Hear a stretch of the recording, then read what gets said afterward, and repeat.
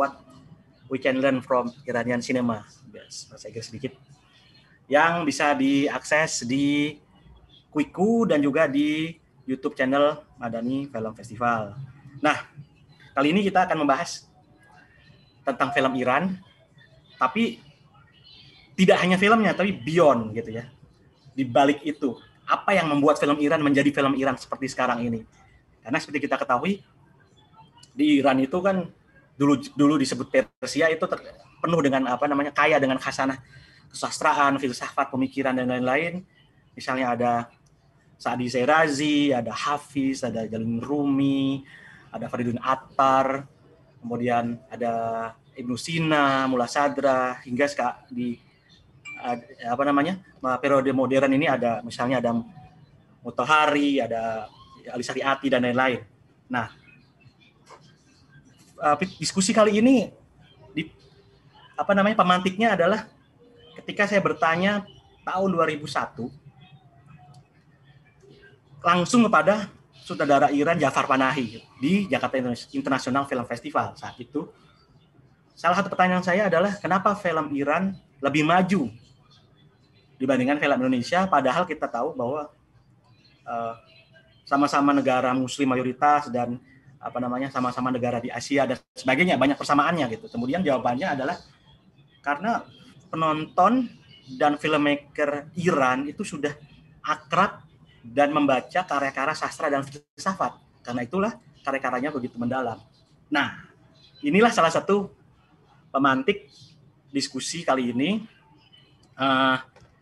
sehingga kita akan melihat sisi lain gitu ya, sisi lain dari film Iran. Kita akan masuk ke dalam film Iran, tapi pendekatannya kajian seni budaya. Kemudian juga kita akan lihat pendekatannya sebagai insider, karena dua narasumber kita yang hadir sekarang istimewa, karena yang satu sudah sekitar 18 tahun di Iran dan yang satu lagi S2 dan S3-nya di sana dan tinggal di sana selama 7 tahun. Jadi mereka merasakan langsung di Iran apa yang terjadi dengan Iran gitu ya, termasuk bioskop dan lain-lain. Tapi sebelumnya saya ingin mengucapkan terima kasih kepada partner Madani Film Festival, presented by Dewan Kesenian Jakarta, initiated by Mizan dan Public Culture, supported by Kemendikbud. Kemudian juga terima kasih kepada programming partner kini Forum DKJ, e-Cinema, dan Binus University. Kemudian ada juga terima kasih kepada official digital platform quiku.com, Klikfilm, dan Fitsi.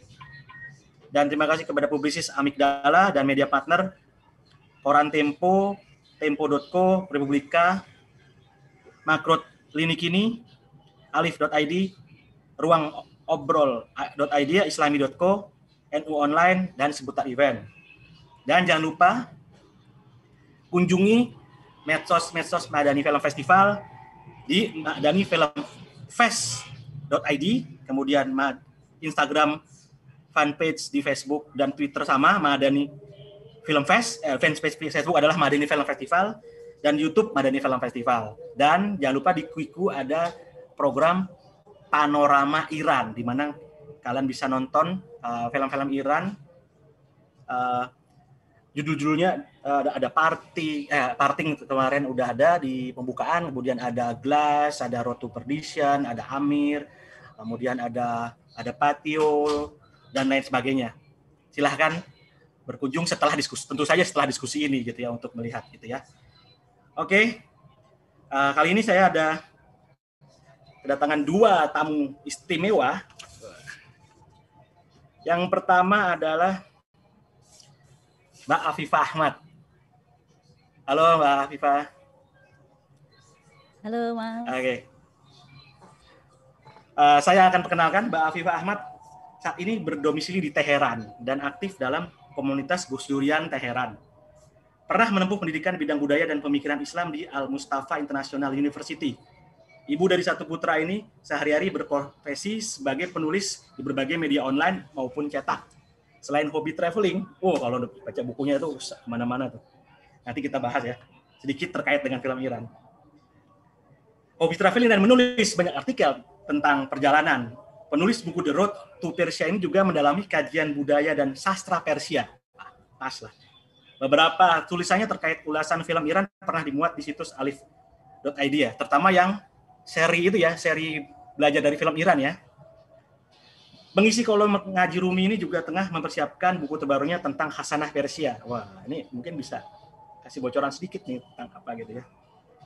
Nah, kemudian juga karena punya satu putra dan tentu saja sekolah di sana, mungkin Mbak Afifah akan cerita juga tentang kurikulum di sana sehingga bisa menghasilkan budaya film atau film culture dan penonton yang sedemikian bisa mendukung film di negerinya sendiri gitu ya, dan juga filmmakernya gitu. Halo Mbak Afifah, gimana nih? Halo Mas, gimana? Alhamdulillah baik. Alhamdulillah. Nanti pembicara kedua saya tahan dulu ya setelah Mbak Afifah. Semoga kalian masih tetap bertahan gitu ya. Oke, tentang film Iran nih Mbak Afifah. Kan nulis Road to Persia ya, yang diantaranya memaparkan tentang keindahan budaya dan peradaban Persia. Jadi nggak cuman yang setahu saya, sepenangkapan saya kan nggak cuma tentang dari sini bagusnya apa, tapi juga dikaitkan ya, bahkan bahkan puitis ya, karena ngikutin ya, ada ziarah ke sastrawan dan lain-lain, ke pemikir filsuf gitu ya. Dan juga ngikut juga pengisi tetap ngaji Rumi ini dengan sebagai penulis yang berkutat di hal-hal seperti itu. Nah itu bagaimana Mbak Afifah melihat film Iran, khususnya dari dalam Iran itu sendiri gitu. Silakan. Terima kasih sebelumnya, saya sudah diperkenankan ikut acara menjadi salah satu pengisi di acara Festival Film Madani ini. Saya sangat berbahagia karena bisa belajar tentunya dari teman-teman semua, terutama Mas Eki ini luar biasa, selain dosen juga menulis banyak buku tentang film. Dan Mas Bastian juga nanti Pak dosen yang nanti akan melengkapi. Kalau saya kan sekedar banyak informasi sana sini ya, mungkin dari sisi akademisnya akan dilengkapi nanti sama Mas Bastian. Kalau saya sebagai traveler melihatnya begini Mas, jadi saya kan sudah mengunjungi kira-kira 18 lebih provinsi di Iran dari 30 lebih provinsi gitu ya, setengahnya lebih lah kira-kira sudah saya kunjungi, dan dari selatan ke utara itu memang bedanya coraknya sangat berbeda sekali gitu ya. Nah, saya banyak perjumpaan dengan sesuatu yang baru, baik itu misalnya artefak ataupun keragaman budaya gitulah ya. Nah, ada satu hal menarik juga yang mungkin belum banyak teman-teman ketahui soal keragaman di Iran ini. Mungkin banyak yang mengaitkan Iran ini seperti negara-negara Arab lain yang lebih homogen gitu, dari sisi suku, dari sisi bahasa, dari sisi agama. Ternyata tidak demikian gitu. Ketika saya berkunjung ke utara dan selatan itu bisa sangat berbeda jauh sekali gitu. Selatan Iran itu dihuni oleh suku-suku Arab gitu, yang secara budaya, secara bahasa itu memang berbahasa Arab gitu loh. Bahasa daerahnya adalah bahasa Arab gitu. Kemudian sementara di utara itu ada suku-suku Ozari atau Turki yang secara bahasa itu lebih dekat dengan Turki ya, Turkinya negara Turki gitu. Jadi ada dua. Itu udah ada dua, padahal ada banyak sekali ya. Nah, saya melihat perjumpaan saya baik dengan artefak maupun dengan keragaman budaya ini, saya melihat dengan saya mengaji Rumi itu memberikan perspektif yang lebih dalam gitu, dari sekedar misalnya melihat sisi permukaan gitu, misalnya sebuah artefak itu hanya gambar kemudian simbol. Nah, karena Rumi itu banyak bicara dalam puisi-puisinya itu tentang simbol-simbol Mas. Jadi tentang simbol-simbol, misalnya simbol padang pasir adalah simbol ketidakterbatasan dibandingkan dengan misalnya rumah-rumah yang banyak yang disebut dengan keragaman gitu. Nah, sementara bahwa padang pasir dan itu disimbolkan sebagai tadi ketidakterbatasan di banyak.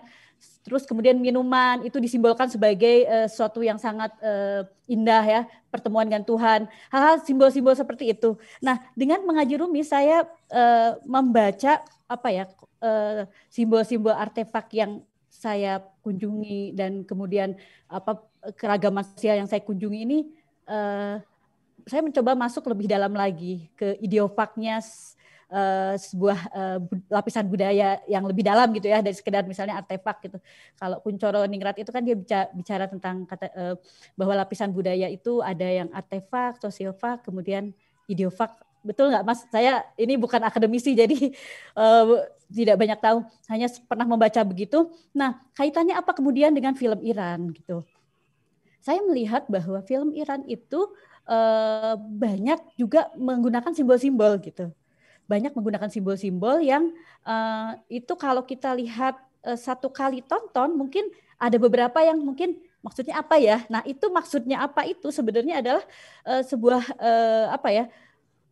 Itu perlu sebuah pengkajian yang lebih dalam. Nah, disitulah saya rasa saya sangat terbantu ketika saya mempelajari puisi Rumi yang banyak simbol-simbol itu dalam membaca kembali kedalaman sebuah film gitulah, yang tidak hanya misalnya ketika saya contohnya aja kalau saya pergi misalnya ke Persepolis ya Mas, di Persepolis itu ada kayak relief itu relief itu berjajar orang-orang dari suku mana-mana gitu, dari berbagai suku yang datang. Nah pada saat itu saya hanya melihat oh itu mungkin prajurit gitu. Tapi setelah saya dalami, saya baca dan segala macam dihubungkan dengan silinder Sirus yang ditemukan di Babilonia yang punya Sirus itu, ternyata ada kaitannya bahwa di situ sebenarnya sedang terjadi upacara di mana seluruh bangsa-bangsa diundang gitu. Dan di situ terjadi Sirus itu melakukan sebuah proses keragaman gitu. Nah, kalau kita tidak membaca secara lebih dalam artefak itu, kita hanya melihatnya dari permukaan. Saya pikir gitu. Mungkin saya bisa untuk lebih jauh kita mengenal film Iran, boleh saya pakai screen ya? Iya, silakan. Ada, oke.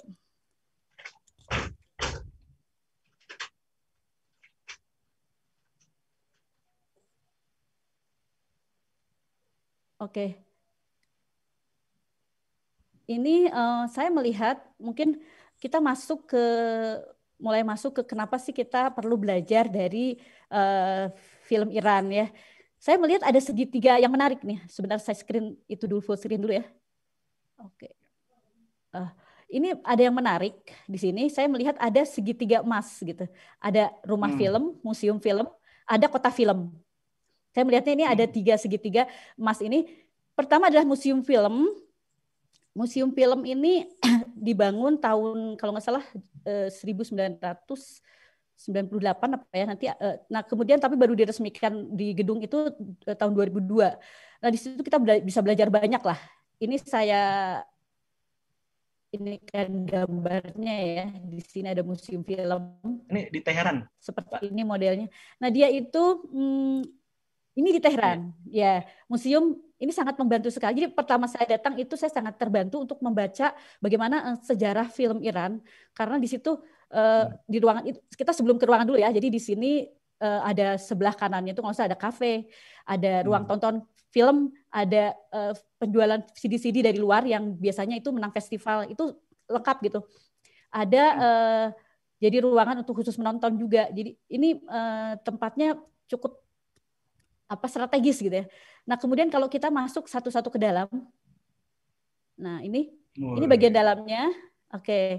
Jadi museum ini dibangun tahun 1994 ya. Kemudian baru permanen di Boge Firdaus. Ini ruangan ada banyak corner sebenarnya, tapi kan karena kita terbatas ya. Jadi saya sampelnya ini corner untuk perempuan. Jadi ada corner untuk sinais yang perempuan gitu ya. Ini salah satunya adalah Rahsan Bani Temodi. Dia termasuk pionir dalam film di perfilman di Iran, perempuan, dan banyak akhirnya menginspirasi banyak sutradara lain gitu. Seperti sekarang Tahmineh kalau nggak salah ya. Terus ada lagi juga banyak film sutradara yang terinspirasi dari Bani Temodi ini. Dia banyak dapat penghargaan dan filmnya yang terkenal tuh Narges, ada The Lady juga gitu. Ini salah satu corner orang yang sudah meninggal ya. Kemudian ini ada corner anak juga. Jadi maaf anak saya mejeng ya, ikut mejeng. Jadi ini di dalam ruangannya museum. ini apa namanya, aktris-aktris zaman dulu gitu ya, artis Iran zaman dulu. Terus kemudian juga kalau di ruangan anak itu poster-poster segala persiapan yang pernah dilakukan untuk film anak ada di situ gitu, di museum itu. Kita balik lagi dulu ke, sebentar ya, oke. Itu tadi museum film ya, terus ada juga kota film. Kota film ini, nah kota film itu ada dua, ada di Kazal, namanya ada Nur. Yang Kazal itu saya sudah pernah berkunjung juga, dia untuk pembuatan film-film klasik biasanya, jadi permanen gitu Mas. Jadi tidak usah bikin setting-setting lagi gitu, karena sudah permanen. Terus ada juga yang Nur. Yang Nur itu antara perbatasan Qum dan Tehran, itu apa namanya, untuk pembuatan film Nabi Muhammad yang terakhir itu. Ada dua tempat. Iya, iya.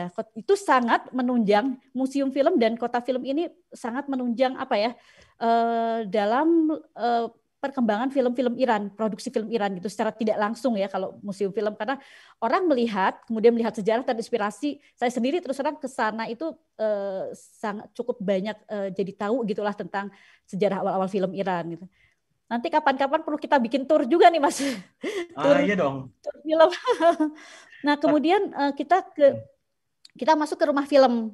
Rumah film kalau di Persianya tuh Hone Film. Hone Sinamo. Hone Sinamo. Nah, apa sih rumah film ini? Ini dia itu semacam lembaga independen yang memediasi antara para pekerja film dengan pemerintah gitu. Jadi dia independen, Mas. Nah, apa aja yang sebenarnya dilakukan oleh rumah film ini? Dia punya asosiasi, jadi membawahi ada 23 asosiasi. 23 asosiasi film. Di antaranya adalah pengajar film, kemudian ini bisa nih masuk dan kritikus dan penulis skenario, asosiasinya ada khusus. Nah, pekerja film ini banyak sekali ya, yang tadi sutradara bisa, aktris bisa, semua punya asosiasinya masing-masing. Tapi yang menarik mungkin pengajar film dan kritikus ini. Kemudian dia juga mengadakan festival, bekerja sama dengan satu lembaga lain, mengadakan festival-festival.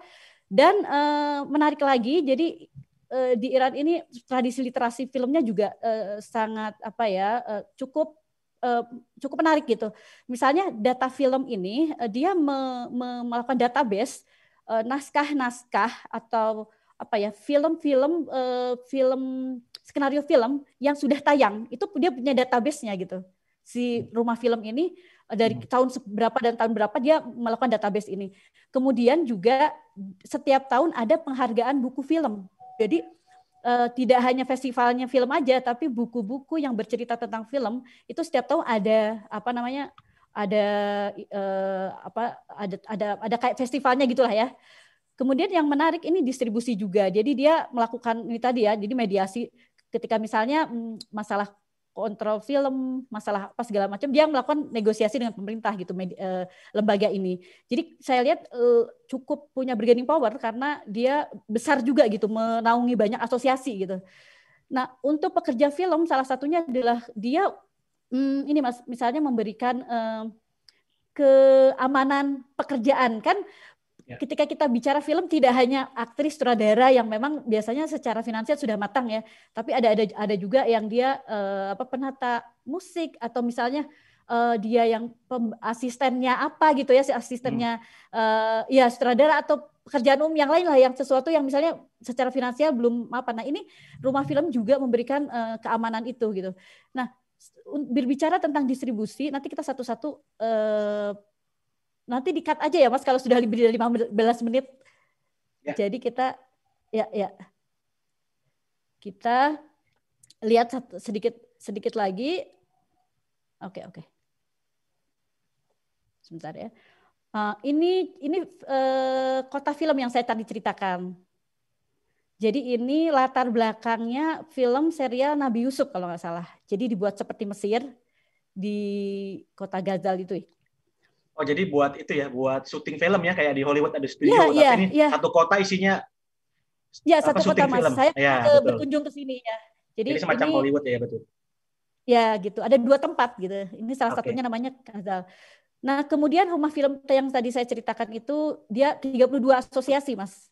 Kemudian juga festival tahunan yang ada di Iran ini menarik. Ada Festival Fajr yang sangat di luar juga dikenal ya, sudah ke-36 tahun ini. Kemudian juga ada Festival Rus itu khusus ke dunia pendidikan. Jadi film-film yang latarnya pendidikan dia punya ajang sendiri gitu, dipisah dari Festival Fajr. Kemudian juga ada Kudak Nujawon. Ada Kudak Nujawon itu untuk remaja gitu ya, anak dan remaja, khusus film-film anak yang difestivalkan tiap tahun, dan ini biasanya dilakukan di hanya satu kota di Isfahan. Karena Isfahan itu terkenal dengan kota budaya gitu. Kemudian ada juga film pendek. Jadi itu terpisah semua. Jadi dia terpisah dari festival itu. Kemudian ada film namanya Festival Film Hakikat. Dia khusus dokumenter gitu. Sudah ke-11 kali. Kemudian yang Hone Film itu dia yang tadi saya sebutkan itu dia bicaranya biasanya tentang nasionalisme, tentang kebangsaan gitu-gitulah ya Mas. Nah, kemudian juga yang menarik ini ada kritikus dan penulis khusus. Ya. Maaf, saya agak batuk ini. Ini maksudnya festival filmnya atau ajang program yang khusus untuk kritikus dan penulis? Festivalnya, Mas. Wih, gimana tuh? Kayak gimana tuh? Ya jadi kan asosiasinya, maaf ya saya agak ini mungkin bisa diselang dulu sama. Nanti kita lanjutkan lagi nih. Oke, sambil Mbak Afifa sedang misalnya. Aduh, agak batuk. Ini Mbak Afifa ini adalah yang saya sebut di awal tadi, yang sudah 18 tahun di Iran ya, sehingga udah fasih ya. Ya dua-duanya fasih sih, Mas Bastian juga. Dia disertasinya dengan bahasa Persia juga. Sementara saya cuma taunya Bale sama Rosan Faker doang. Oke. Sambil menunggu Mbak Afifa, mungkin kita langsung ke Mas Bastian dulu kali ya. Nanti Mbak Afifa akan nyusul, karena saya penasaran dengan itu juga, dengan masih banyak pertanyaan gitu ya, tapi ditunda dulu. Mas Bastian ini saya kasih infonya dulu, biodata singkat terkait dengan biodatanya dia. Bastian Zulieno, MA PhD, lahir di Bagan Siapi-Api 19 Juli 1981, meraih gelar Master of Art tahun 2009 di bidang bahasa dan sastra Persia di University of Tehran. Pada bulan September 2012 berhasil menyelesaikan S3 di bidang yang sama, sekaligus menjadi orang Indonesia pertama yang mendapat gelar Doktor Sastra Persia. Mantap. Dari University of Tehran di Iran. Sejak tahun 2015 diangkat menjadi dosen tetap di program studi Arab FIB UI, tempat saya belajar S1. Disertasinya berjudul The Translation of Malay Text to Persian of Tajus Salatin, book by Bukhari al-Jauhari from the 17th century AD and its comparison with Siyasat Nameh by Khaujanizam al-Mulk Atusi in Persian, dalam bahasa Persia. Dari disertasi tersebut, Bastian menerjemahkan seluruh isi kitab Tajus Salatin, karya sastra Melayu klasik yang ditulis oleh Bukhari al-Jauhari di Aceh pada tahun 1603 ke dalam bahasa Persia. Kemudian Mas Bastian banyak melakukan penelitian dan menulis karya ilmiah khususnya di bidang sastra. Kalau nggak salah pernah menang penghargaan apa Mas yang di Barus itu ya? Ya. Oh iya. Udah belum itu? Oke. Nah, kalau Mas Bastian ini karena dia pakar inilah ya, ngomongnya bahasa dan sastra Persia. Ada dua hal nih kalau soal bahasa dan sastra ini. Yeah. Satu, kadang-kadang kalau saya nulis, saya pernah nih kalau kasusnya bahasa Cina nih, kalau saya nulis, misalnya Talking Tiger loh ya, nonton Talking Tiger teks misalnya, banyak orang yang tahu bahasa Mandarin bilang bahwa ini bahasanya jauh lebih indah gitu ya daripada bahasa aslinya. Nah, saya curiga nih, saya yang hanya menikmati film Iran dari terjemahan teks subtitle English subtitle doang. Nah, ini mungkin ini ya. Jadi mungkin bisa cerita dari pengalamannya nonton. Terus juga yang satu lagi adalah Fajar Film Festival yang tadi Mbak Afifah bilang. Itu kan yang saya pengen banget ke sana. Itu kan penghargaan terbaiknya itu pialanya, kalau kita Indonesia Piala Citra, dia Piala Simur gitu ya. Sebagaimana banyak orang tahu, kita tahu semua, Simur itu kan tokoh penting dalam musyawarah burung ya, Mantikutoirnya Farudin Attar ya. Berarti ada sebuah kaitan yang sangat erat, saya menduganya ya, terkait antara sastra dan kajian budaya, pemikiran, filsafat, dan film gitu ya. Gimana Mas? Silakan. Baik, terima kasih Bang Eki dan terima kasih juga pada panitia Madani Film Festival yang telah mengundang saya. Selamat malam semuanya. Assalamualaikum warahmatullahi wabarakatuh. Pada Bang Eki juga yang sudah memperkenalkan saya, terima kasih.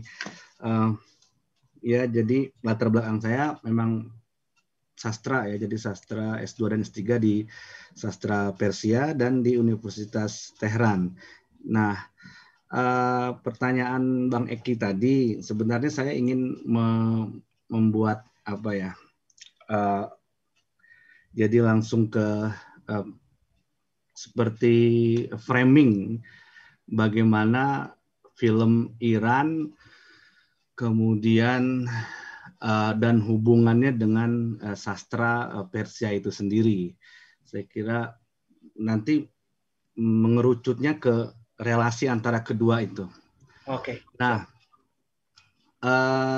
kalau kita kaitkan dengan teori Bourdieu, ya yang ada habitus, kemudian arena, kemudian kapital. Nah, di Iran itu ada dua faktor besar yang membuat film itu maju, ya, maju bahkan menang di festival-festival internasional. Nah, yang pertama itu ada faktor pemerintah,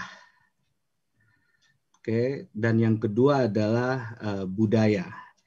Nah, pemerintah dan budaya ini kalau kita kaitkan dengan teori Bourdieu tadi adalah antara habitus dan arena. Kemudian sehingga lahirlah apa yang kita sebut atau yang Bourdieu sebut itu sebagai kapital budaya. Jadi ada simbolik yang terus-menerus muncul dan itu dominan dan bekerja pada suatu arena, yaitu di kultur masyarakat Iran. Nah, sesimpelnya misalnya gini, jadi orang Iran itu, ya orang-orang Persia pada khususnya, keseluruhannya orang-orang Persia atau orang-orang yang berbahasa Persia, dan sekarang ini orang Iran kita sebut, melihat segala sesuatu itu dari sudut pandang seni. Jadi ada istilah mereka itu asjid gohe hunar zendegi romi binat. Jadi mereka melihat kehidupan itu dari sisi seninya. Jadi semua dimensi kehidupan tolak ukurnya adalah seni. Ada istilah lagi mereka bilang hunar tishe iraniha, artinya senian atau seni ada di sisi orang Iran. Artinya yang lain nggak usah ikut-ikut dulu lah. Kalau untuk seni biar kesalahan orang Iran. Ya, dan itu terus. Nah, budaya tersebut bagi pemerintah tentu diperhatikan.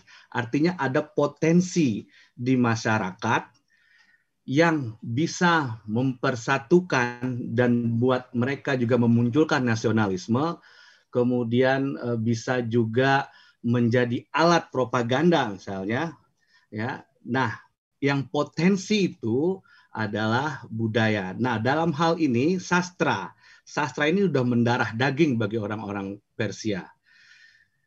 Dan itu sudah kebudayaan atau peradaban mereka memang kan sudah lama juga ya Mas. Kemudian sastra mereka itu tinggi dan sampai sekarang menjadi tradisi dan mereka banggakan.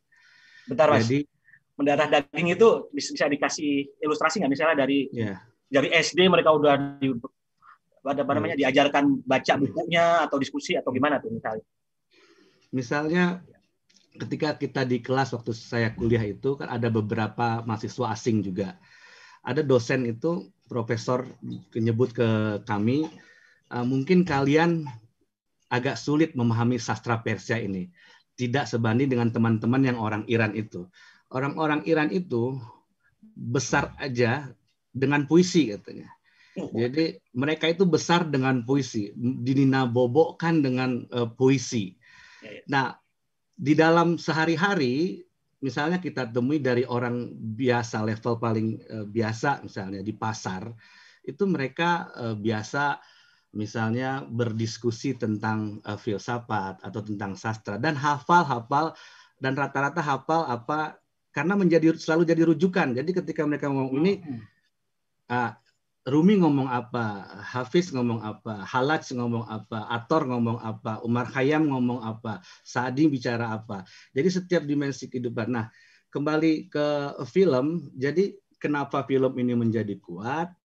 Karena ada tadi ranah habitus yang terbiasa dengan sastra dan itu menjadi kapital budaya dan itu dilihat oleh pemerintah. Ditangkap oleh pemerintah. Jadi orang-orang pemerintah sangat mensupport ya, sangat besar dalam hal film dan artinya ya itu juga sebagai alat atau sebagai memupuk nasionalisme ya salah satunya. Juga termasuk misalnya sebagai alat propaganda.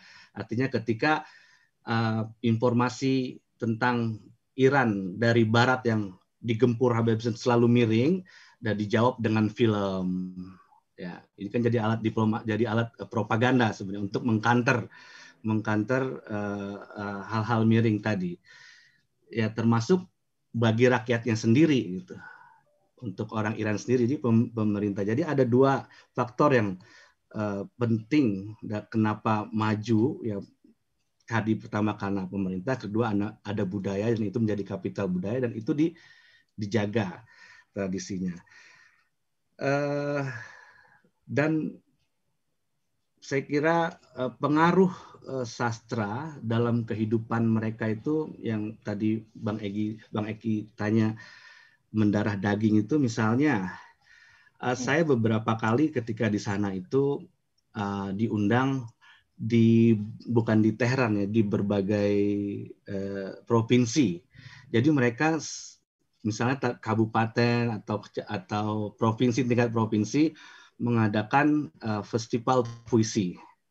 Ya, festival puisi karena mereka judulnya internasional jadi perlu ada orang-orang asing lah yang datang. Nah, termasuk kita mahasiswa sastra Persia yang di Universitas itu sering diundang. Jadinya dalam setahun itu saya bisa kemana-mana ya dengan gratis dan dibayar pula.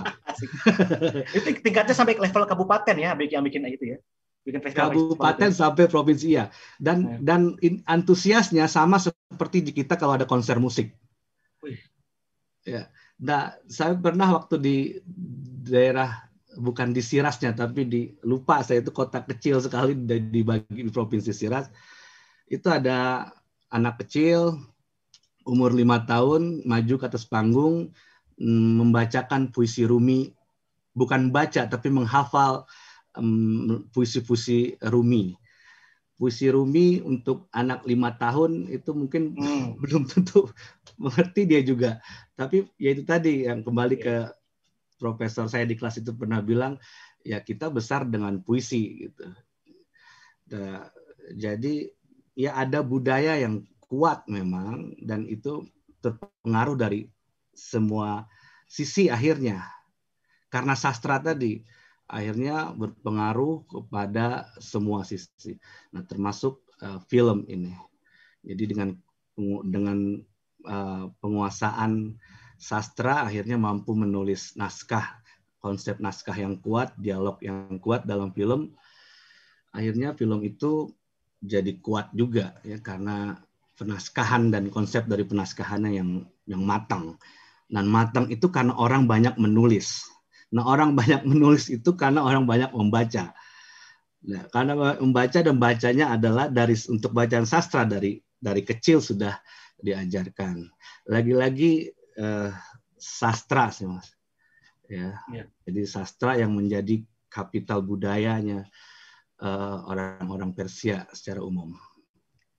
Kalau punya modal budaya kayak gitu, sebagai penonton mungkin ya itu ya akan melihatnya tidak sebagai hiburan tapi ada di balik itu ya, karena mereka Betul. melihat Betul. ya mungkin kalau Nah, saya nggak yang tidak terlalu tahu Persia atau Iran, beda dengan orang yang memang gitu kali ya, yang memang betul, Mas. itu bahas. Jadi membuat film akhirnya orientasinya bukan hanya sekedar hiburan saja, akhirnya orientasinya bisa menimbulkan efek yang lama bagi penonton. Artinya ada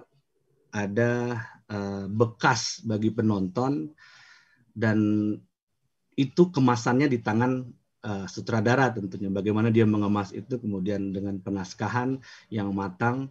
Nah, akhirnya orientasi tidak lagi sekedar pada hiburan saja, kemudian ya bisa menimbulkan efek yang lama bagi penonton. Artinya ketika menonton selalu tidak ingin selesai pergi dulu atau sebelum menyelesaikan film tersebut. Karena memang alur cerita itu karena mereka sudah terbiasa tadi ya dengan cerita-cerita kuno klasik kan di mata kuliahnya anak-anak perfilman itu banyak tentang sastra ya, dari sastra klasik, kontemporer sampai modern. Klasik itu berarti setelah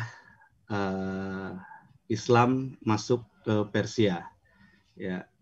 Nah, di situ zaman keemasan Islam kan di zaman-zaman itu, dan ilmuwan saat itu banyak mengeluarkan karya, dan pernah ada satu masa di periode itu kadar intelektualitas seseorang itu diukur dari syair yang dia tulis.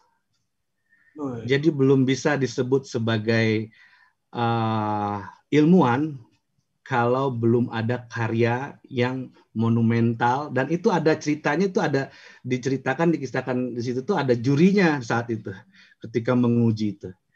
Jadi akhirnya Ibnu Sina yang ahli kedokteran meninggalkan karya puisi. Umar Khayyam astronom, kemudian matematikawan yang jauh sebelum Galileo dia sudah membuat peta bintang, dia membuat karya yang sangat monumental, Rubaiyat Khayyam itu. Artinya dan itu tradisi itu mereka jaga dan bangga dengan itu. Ya, ini saya pengen menggarisbawahi ini, Mas Bastian. Tolong kalau saya salah tolong kasih tahu ya. Kalau nggak salah, pendidikan film di sana itu mewajibkan mata kuliah sastra ya, dan tapi kalau karya sastra jurusan sastra tidak mewajibkan nonton film, itu jelasin. Nah, itu dan cukup berat ya kalau apakah ada orang mahasiswa jurusan film di sana yang curhat atau apa gitu? Kalau sepanjang kita ngobrol sama teman-teman film, ya, anak-anak film itu, kalau kurikulum mereka, karena mereka S1 ya, saya bisa ngobrol sama teman-teman S1 itu. Jadi memang banyak kurikulum atau banyak mata kuliah yang mereka anggap tuh mata kuliah yang tidak terlalu banyak hubungannya dengan perfilman. Terus saya pikir ya kalau begitu ya mirip-mirip lah kita juga di Indonesia itu kan banyak mata kuliah umum ketika S1 itu kan. Ya, tidak langsung kepada, karena saya kan di sana langsung S2 dan langsung fokus ke jadi tidak merasakan, tetapi mereka ini banyak itu benar-benar kata dia banyak mata kuliah yang nggak terlalu penting kata dia dan ada hubungannya dengan perfilman itu. Untuk jadi secara kurikulum sebenarnya, nah terus yang membuat kuat ini di mana? Nah itu ternyata saya temukan, saya bicara dengan mereka, dengan teman-temannya itu seperti balik lagi ke sastra. Sebenarnya mereka itu mata kuliah sastra itu dari sastra klasik, modern, klasik, kontemporer, mereka harus ambil. Mereka harus ambil mata kuliah tersebut. Kemudian sementara anak-anak atau orang-orang teman-teman yang kuliah di sastra Persia ya mereka bisa sastra lirik misalnya atau sastra kritik film itu ya kita berdasarkan based on sastra Persia saja. Misalnya mereka mengambil judul film atau cerita film dari ceritanya Simurg misalnya, atau ceritanya penyair Sohrab Sepehri ya, tentang Where is the Friend's House itu. Ada filmnya kan itu. Oh itu Abbas Kiarostami itu, trilogi Gempa Bumi ya. Iya. Nah itu anak-anak terus kelebihan lagi teman-teman di perfilman ini dibanding dengan anak-anak. Tapi mereka ada kelebihan Mas Bang Egi. Jadi maksudnya kelebihan mereka itu dibanding teman-teman yang kuliah di jurusan lain, kan di sana itu kalau mahasiswa itu dapat pinjaman lunak ya dari pemerintah. Jadi mahasiswa itu boleh mendapatkan pinjaman lunak selama mereka kuliah itu, kemudian nanti sebelum wisuda sudah harus dilunasi. Nah, kalau teman-teman di jurusan atau prodi lain itu tidak, selain pinjaman lunak ya sudah itu aja. Tapi kalau perfilman ini sama pemerintah dikasih bonus lagi, mereka boleh mendapatkan pinjaman lunak untuk proyek film. Oh asik.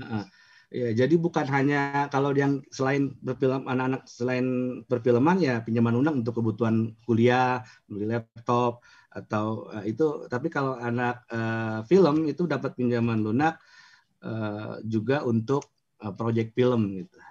Jadi mereka jadi pemerintah memang fokus dan intens tadi dengan perfilman. Jadi gitu Bang Egi. Nah, kalau Mas Bastian sendiri ketika di sana pengalaman nonton filmnya atau mungkin nonton Fajar Film Festival secara langsung atau kayak gimana? Kalau nggak salah Fajar Film Festival itu tadi sempat cerita sebelum acara ya, 10 hari kemudian semua meriah pakai itu-gitu ya. Coba bisa jelasin. Nanti setelah itu saya ke Mbak Afifah juga karena tadi ada yang kurang menerusin. Nah, kalau Mas Bastian sendiri pengalaman nonton bioskop atau pengalaman ke Fajar Film Festival atau film festival di sana gimana? Selama saya di sana berarti kan terakhir itu 2012 ya. 2012 itu saya sudah pulang. Mungkin untuk Fajar Festival yang sekarang Teteh Afifah ini lebih fasih lagi karena up to date ya. Tapi dulu waktu itu memang acara itu 10 hari ya, dan itu segala kemajuan atau kemajuan yang ada di Iran itu dalam 10 hari itu biasanya di show off itu pamerkan. Nah, salah satunya itu ada festival film Fajar itu yang paling bergengsi untuk film. Nah, tetapi 2012 saya tidak pernah sejak 2012 saya sudah meninggalkan Iran. Ternyata tahun 2013 atau 14 itu saya diundang ke sana untuk menghadiri Fajar Festival tapi bukan film, tapi puisi. Jadi selain film itu juga ada puisi, kemudian ada penemuan. Nah, ketika saya diundang di Fajar yang untuk syair tadi, itu saya ingat itu waktu itu masih Ahmadinejad ya. Ahmadinejad itu dia membuka festival untuk puisi nih ya, untuk puisi. Dia membuka festival tersebut. Sebelum dia berbicara, dia harus meminta maaf. Jadi dia mengucapkan permintaan maaf karena harus berbicara di depan para kaum intelektual. Isinya depannya penyair semua. Jadi agak ragu dia agak speech nervous berbicara di depan para penyair, ya, di depan para sastrawan tadi. Nah, sementara untuk film Fajar itu yang saya ingat ya Mas ya, itu memang mereka dibuat jadi online dulu tuh, masih ingat saya, online untuk tiketnya, kemudian rebutan ya supaya yang bisa masuk, dan teater mereka juga lumayan besar, gedung teaternya itu besar. Dan karena bergengsi tadi. Nah, film itu menjadi bergengsi karena industri filmnya juga maju. Mungkin kalau bisa dikait-kaitkan dengan sinema di sana, contoh bisa. Jadi menurut informasi di sana itu kalau bioskop atau sinema itu memang tidak dimonopoli oleh beberapa pihak. Artinya siapapun boleh membangun bioskop. Boleh membangun bioskop dari yang di tengah ibu kota sampai yang di pelosok. Nah, ini juga membuat orang-orang Iran mendapatkan akses untuk nonton film itu merata.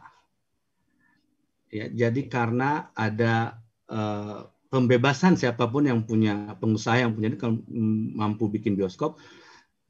Tapi kalau dibandingkan yang memang di Teheran itu bioskopnya memang mewah, bagus di tengah taman. Tetapi kita tidak bisa melihat ukurannya di Teheran, tapi karena bioskop itu sampai ke pelosok-pelosok. Nah, karena memang siapapun, dan ditambah lagi kenapa maju industrinya ya karena di bioskop selain film Iran tidak ada. Jadi kalau film Hollywood atau film Bollywood itu ya tidak boleh. Jadi Indonesia kalau mau maju bioskopnya film Indonesia semua. Tapi kalau di Fajar Film Festival diputer kan film-film film peserta kompetisi ya. Yang ikut, jadi ikut kan mereka kan itu kan dari mana-mana. Kalau tapi untuk yang dalam sendiri gitu. Jadi bioskop, jadi salah satu kenapa industrinya maju juga ya karena yang diputar di bioskop itu film-film Iran gitu.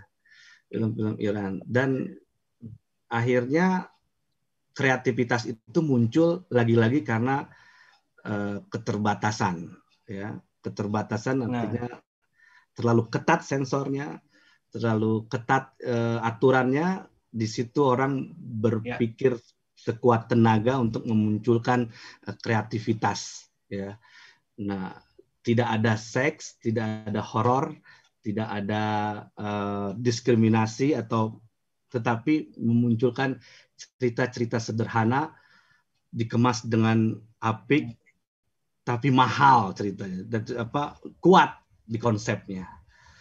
Ya. Oke, pertanyaan terakhir sebelum saya balik lagi ke Mbak Afifa nih. Kalau ulama bagaimana memandang film ini? Kan tadi terkait sama sensor nih. Apakah ada yang pernah ada kontroversi atau ada larangan-larangan itu? Jadi sebenarnya seperti apa itunya? Sensor atau misalnya pandangan ulama gitu. Nah, ini mungkin nanti juga yang terbaru mungkin Teteh lebih pas lagi kalau tapi sepengetahuan Mas Bastian aja selama di sana ya ada kontroversi atau apa? Sensor itu ada di tangan Kementerian Bimbingan Islam, ya, Bimbingan Islam, Irsyad, ya, Bimbingan Islam. Jadi sensor itu di tangan mereka. Nah, kemudian dan hak menafsirkan cerita atau film itu juga ada di tangan mereka. Bisa saja film tersebut dibuat tanpa ada niat untuk menyinggung ideologi penguasa atau ideologi negara, atau tanpa niat menyinggung etnis tertentu, atau tanpa niat menyinggung tentang gagasan dan ide revolusi Islam.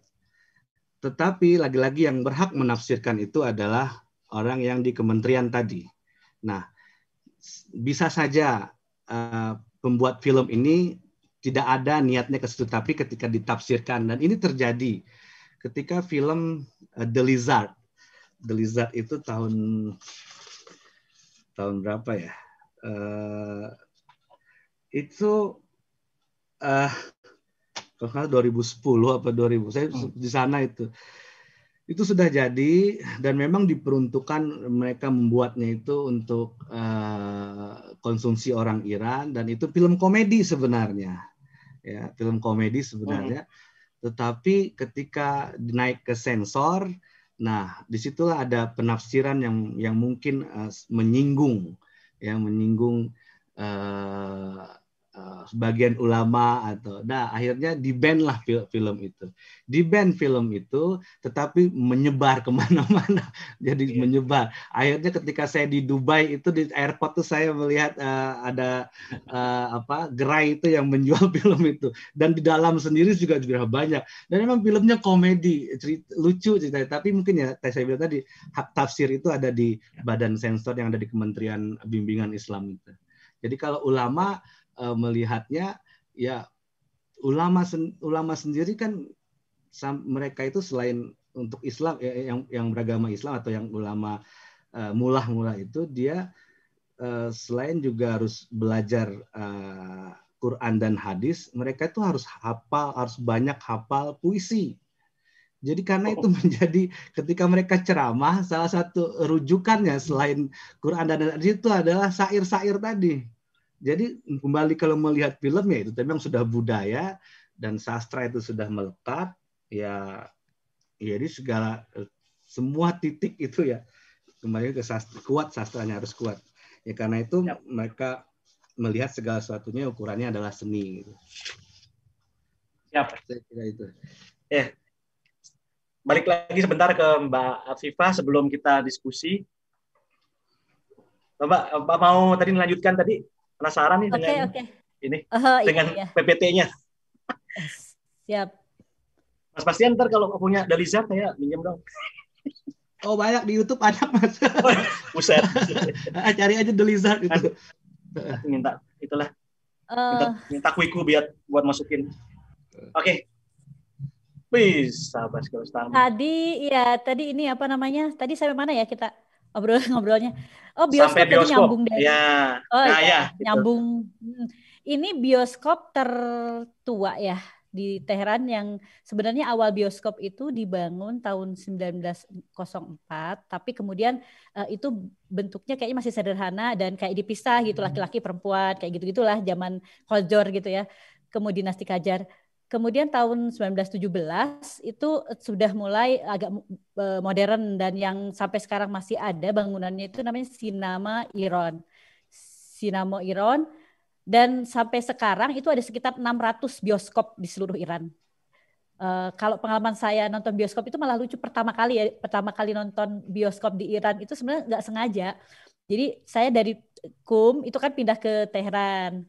Kemudian dari saya ngontrak di tempat yang agak urban gitu, jadi kayak padat gitulah, daerah padat yang toko-toko itu dekat rumah, bioskop apa. Jadi saya lagi jalan-jalan sama suami, tiba-tiba ngantri tuh ramai banget. Wah ngantri kayaknya filmnya bagus gitu, padahal nggak niat waktu itu. Kemudian saya nonton dan itu pertama kali saya lihat itu Darbore Ellie, About Ellie. Film yang ternyata saya tadinya itu nggak tahu, maksudnya nggak sengaja nonton itu karena ya itu aja kok ramai banget gitu ya, kayaknya asik nih gitu, jadi sambil jalan-jalan aja lewat kita terus nonton. Pas nonton ya itu menarik sih sebenarnya, nggak dipisah antara laki-laki dan perempuan, nggak seperti bayangan kita yang di Indonesia ya bebas aja, maksudnya duduknya juga kalau keluarga ya mereka satu keluarga gitulah. Jadi nggak ada kayak pemisah antara laki-laki dan perempuan. Dan pada saat itu yang menarik saya melihat bahwa memang ada interest sendiri antara orang Iran dengan bioskop itu ya. Karena mereka kalau weekend itu memang kalau nggak makan ya ke bioskop gitu. Jadi sudah jadi tradisi yang sangat kuat gitu di mereka gitu. Saya waktu itu di samping saya tuh ada ibu-ibu yang bawa anak bayi gitu ya, masih kecil banget kok, masih belum 6 bulan gitu. Jadi ya mungkin untuk setelah melahirkan ibu-ibu itu kan kadang itu ya baby blues gitu ya mungkin ya. Artinya memang tradisi menonton bioskop tuh kuat gitu di orang Iran itu. Jadi saya lihat langsung pada saat itu kaget juga, ini orang bawa bayi gitu ya, bawa bayi gitu.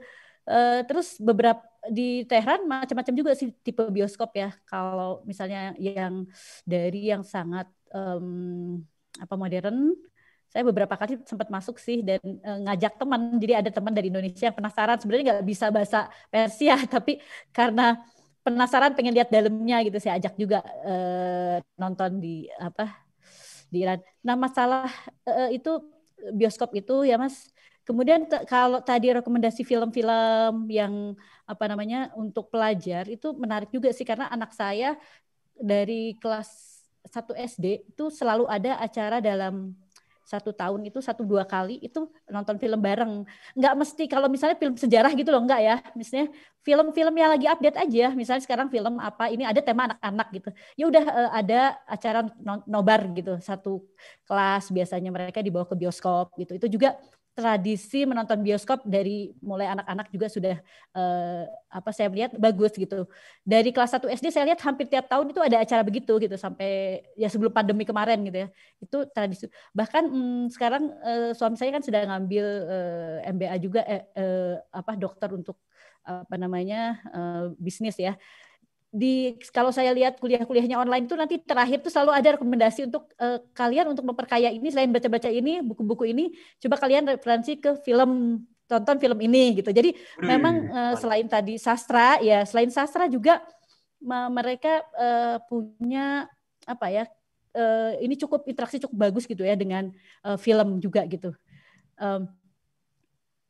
Jadi saya melihat itu. Nah kemudian ini yang menarik lagi barangkali dari ini salah satu pusat distributor gitu film di Iran. Jadi di Iran itu kalau ada film sinema atau ada film serial yang sudah turun layar, biasanya itu ini Mas dibuatkan CD. Seperti ini misalnya dulu ada film Ibnu Sina, film serial. Nah, film serial ini kemudian dijadikan CD. Dan saya sempat beli juga di di pusat. Ini Ibnu Sina, jadi ada berapa ya? Ada 8 CD. Ini serial dulunya. Jadi selalu setiap ada serial atau setiap ada film itu misalnya dalam jangka waktu kurang dari sebulan itu sudah ada bentuk CD-nya gitu dan dijual secara resmi gitu. Jadi orang-orang yang mungkin tertinggal tetap bisa mengoleksi. Dan yang menarik lagi serial TV ya maksudnya dari TV dulu awalnya. Mau dari TV atau bioskop. Oh gitu. Bioskop dan TV. Jadi kalau ini kan serial, ini ada 8 CD. Kalau ini serial tapi bioskop juga begitu Mas. Jadi film-film yang tayang di bioskop nanti setelah turun layar itu kemudian ada ada CD-nya. Dan menariknya ini retailnya itu penyebarannya itu sampai ke warung-warung kecil. Jadi kalau ada istilah ya, kalau kita ke toko kelontongnya orang Iran itu ada 3 hal yang pasti ada. Jadi ke toko-toko kelontong lah di mana-mana. Satu tuh kaos kaki, satu lagi bola kecil tuh karena kan mereka suka main bola juga, dan satu lagi ada CD film.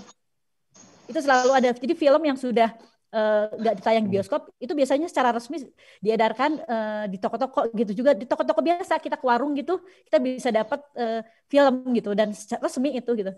Nah selain film-film yang beredar tadi, menariknya juga mereka bikin kompilasi Mas. Misalnya mereka yang sudah berkarya selama berapa tahun gitu ya, itu ada semacam misalnya 20 atau 30 tahun itu ada kompilasi CD-nya. Bisa sampai dari pertama karya dia sampai terakhir itu yang Hatam Mikio ini saya sudah punya, saya sudah bawa pulang, sudah ada di Indonesia. Yang ini Hatam Mikio, kemudian yang Abbas Kiarostami juga ini khusus tentang anak-anak yang ini. Jadi film-film Abbas Kiarostami khusus tentang anak-anak dikompilasikan. Jadi kita sampai kapan kita bisa tetap koleksi gitu. Dan yang sekarang ada di rumah ini karya ini Mas'ud. Ini juga ada beberapa kompilasi gitu Mas. Misalnya tuh ada banyak sekali ya. Iya gitu. Itu jadi ada English subtitle nggak? Ada English subtitle-nya apa bahasa Persia? Nah, itu dia. Iya, itu dia salah satu menurut saya ya ini salah satu. Kalau tadi kita semua bicara keberhasilan film Iran dan sebagainya, salah satu kritik saya mungkin ya Iran ini kurang bisa memasarkan filmnya di luar. Saya pikir begitu dari sisi komersilnya ya. Kalau festivalnya oke lah. Dia banyak memenangkan, tapi kalau dari sisi komersilnya film Muhammad aja kan sayang sekali tidak sampai sempat ditayangkan di Indonesia secara di layar gitu ya, di bioskop gitu. Itu kan sayang sekali padahal sangat bagus pesannya gitu. Saya pikir gitu. Jadi yang menarik adalah tadi yang penyebaran CD-CD-nya setelah bioskop itu juga dijaga gitu. Jadi dokumentasinya bagus gitu. Saya melihat itu. Jadi DVD dan VCD industrinya masih hidup ya. Kalau di Indonesia kan udah mati kecuali bajakan. sekarang diimbangi, apalagi dengan pandemi kayak gini, diimbangi dengan ada film musik, ada yang online tetap ada, tapi saya lihat di warung-warung juga masih beredar tuh, masih ada gitu yang jual-jual gitu. Jadi tetap ada gitu, tetap dijual, walaupun mungkin tidak sebanyak ketika sebelum pandemi gitu ya. Terus juga kalau film-film di bioskop, selain yang drama-drama, ini di Quiku akan ada juga, selain yang sekarang ada, nanti akan ada juga misalnya temanya kayak crime, gangster, terus sejarah gitu ya.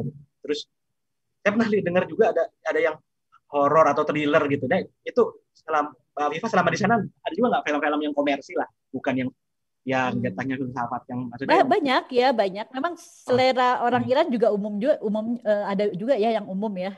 Ada pergeseran tema lah ya.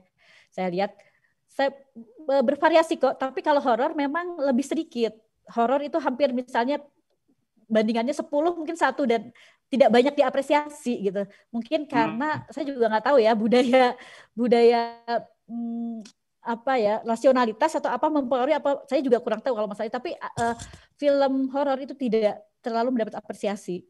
Yang belakangan malah lebih ke komedi sebenarnya, lebih ke komedi ya. Tahun berapa 5 tahun belakangan mungkin awalnya ada kayak festival komedi di stand up komedi di televisi, itu juga mempengaruhi, dan itu banyak sekali penggemarnya. Dan di situ banyak film-film yang dibuat itu selalu genrenya komedi gitu, walaupun misalnya film-film perang ya. Jadi perang ini maksudnya nggak harus film perang latar belakang Iran Irak itu sangat kuat juga dalam film Iran. Jadi bukan berarti dalam dia perangnya langsung, tapi bagaimana kisah itu terus menginspirasi lahirnya sebuah film gitu. Banyak karya Hatami Kyo ini yang sampai di ada banyak berjilid-jilid ini semua hampir rata-rata latarnya itu latar perang gitu. Nggak harus jadi pelakunya adalah pelaku yang korban perang misalnya. Banyak, atau pelakunya itu pernah bermemori tentang perang. Banyak hal. Tapi selalu misalnya komedi dan perang itu dan latar belakang itu juga menarik bagi banyak orang Iran gitu.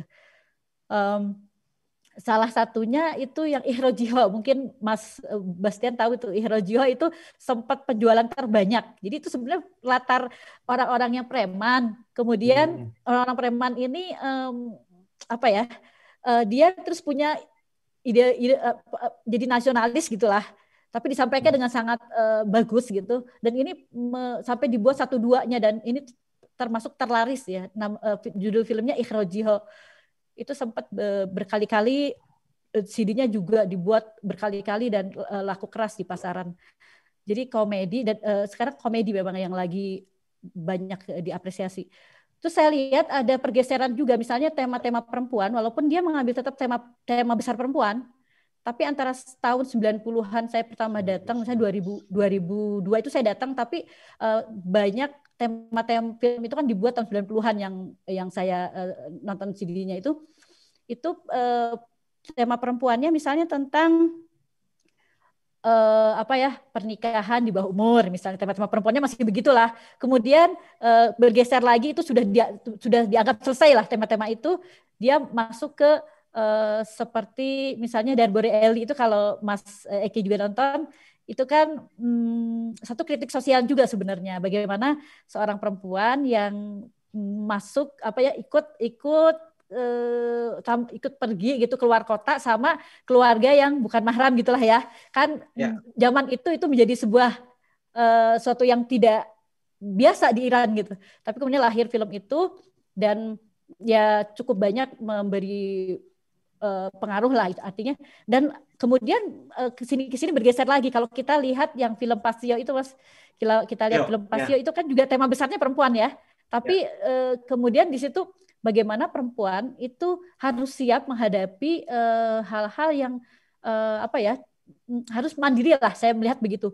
Jadi dalam sebuah kultur masyarakat yang dimana laki-laki adalah pencari nafkah utama, itu kan sepertinya ada shock gitu ya ketika kemudian tiba-tiba ayah dari keluarga itu meninggal gitu kan. Jadi film ada pergeseran tema, walaupun tema besarnya perempuan, tapi ada pergeseran isu gitu. Jadi isu-isu yang tahun sekian itu sudah dianggap selesai dan itu cukup berpengaruh. Saya melihat bahwa film juga sangat berpengaruh terhadap apa ya pergeseran juga perkembangan masyarakat Iran, sosial Iran juga ada dialektika lah gitu Mas, antara misalnya yang tadinya mungkin ini dianggap tidak wajar atau ini dianggap tidak biasa di Iran, tapi juga ya ternyata tidak apa-apa juga gitu. Itu terjadi juga dalam pembacaan film Iran. Misalnya lah, yang sederhananya aja ya, cara berpakaian perempuannya. Misalnya tahun 90-an itu mungkin lebih kelihatan sangat ada berjubah gitulah ya kalau kita lihat di film-film awal-awal itu.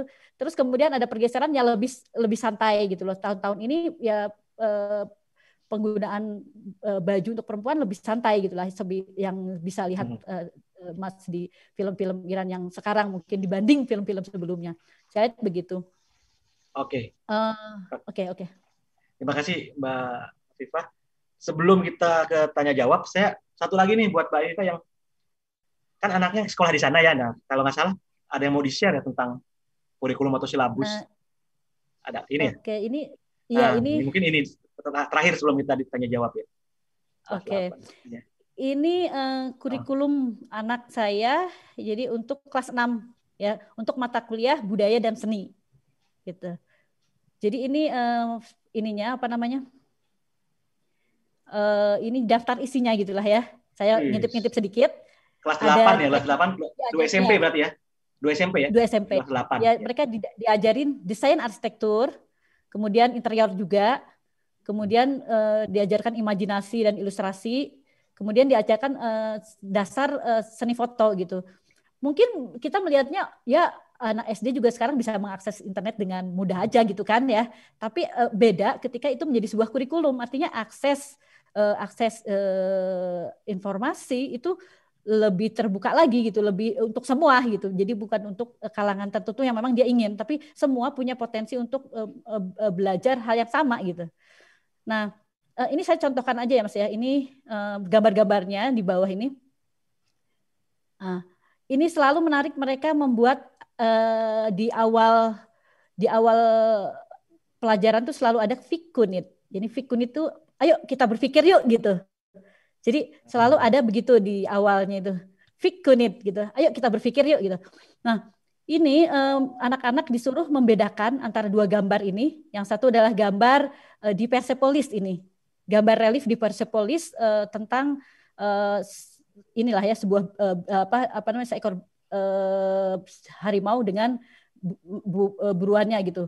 Nah ini kemudian ini sementara ini di tahun lebih lama lagi, di 6.000 tahun yang lalu kira-kira begitu. Mereka suruh membandingkan apa perbedaannya, terus bagaimana medianya antara keduanya bedanya, terus kira-kira apa sih yang membedakan ini karya yang tahun sekian dan ini tahun sekian gitu. Kemudian bergeser lagi ke sebelah sini, ini tertutup ya sayang ya.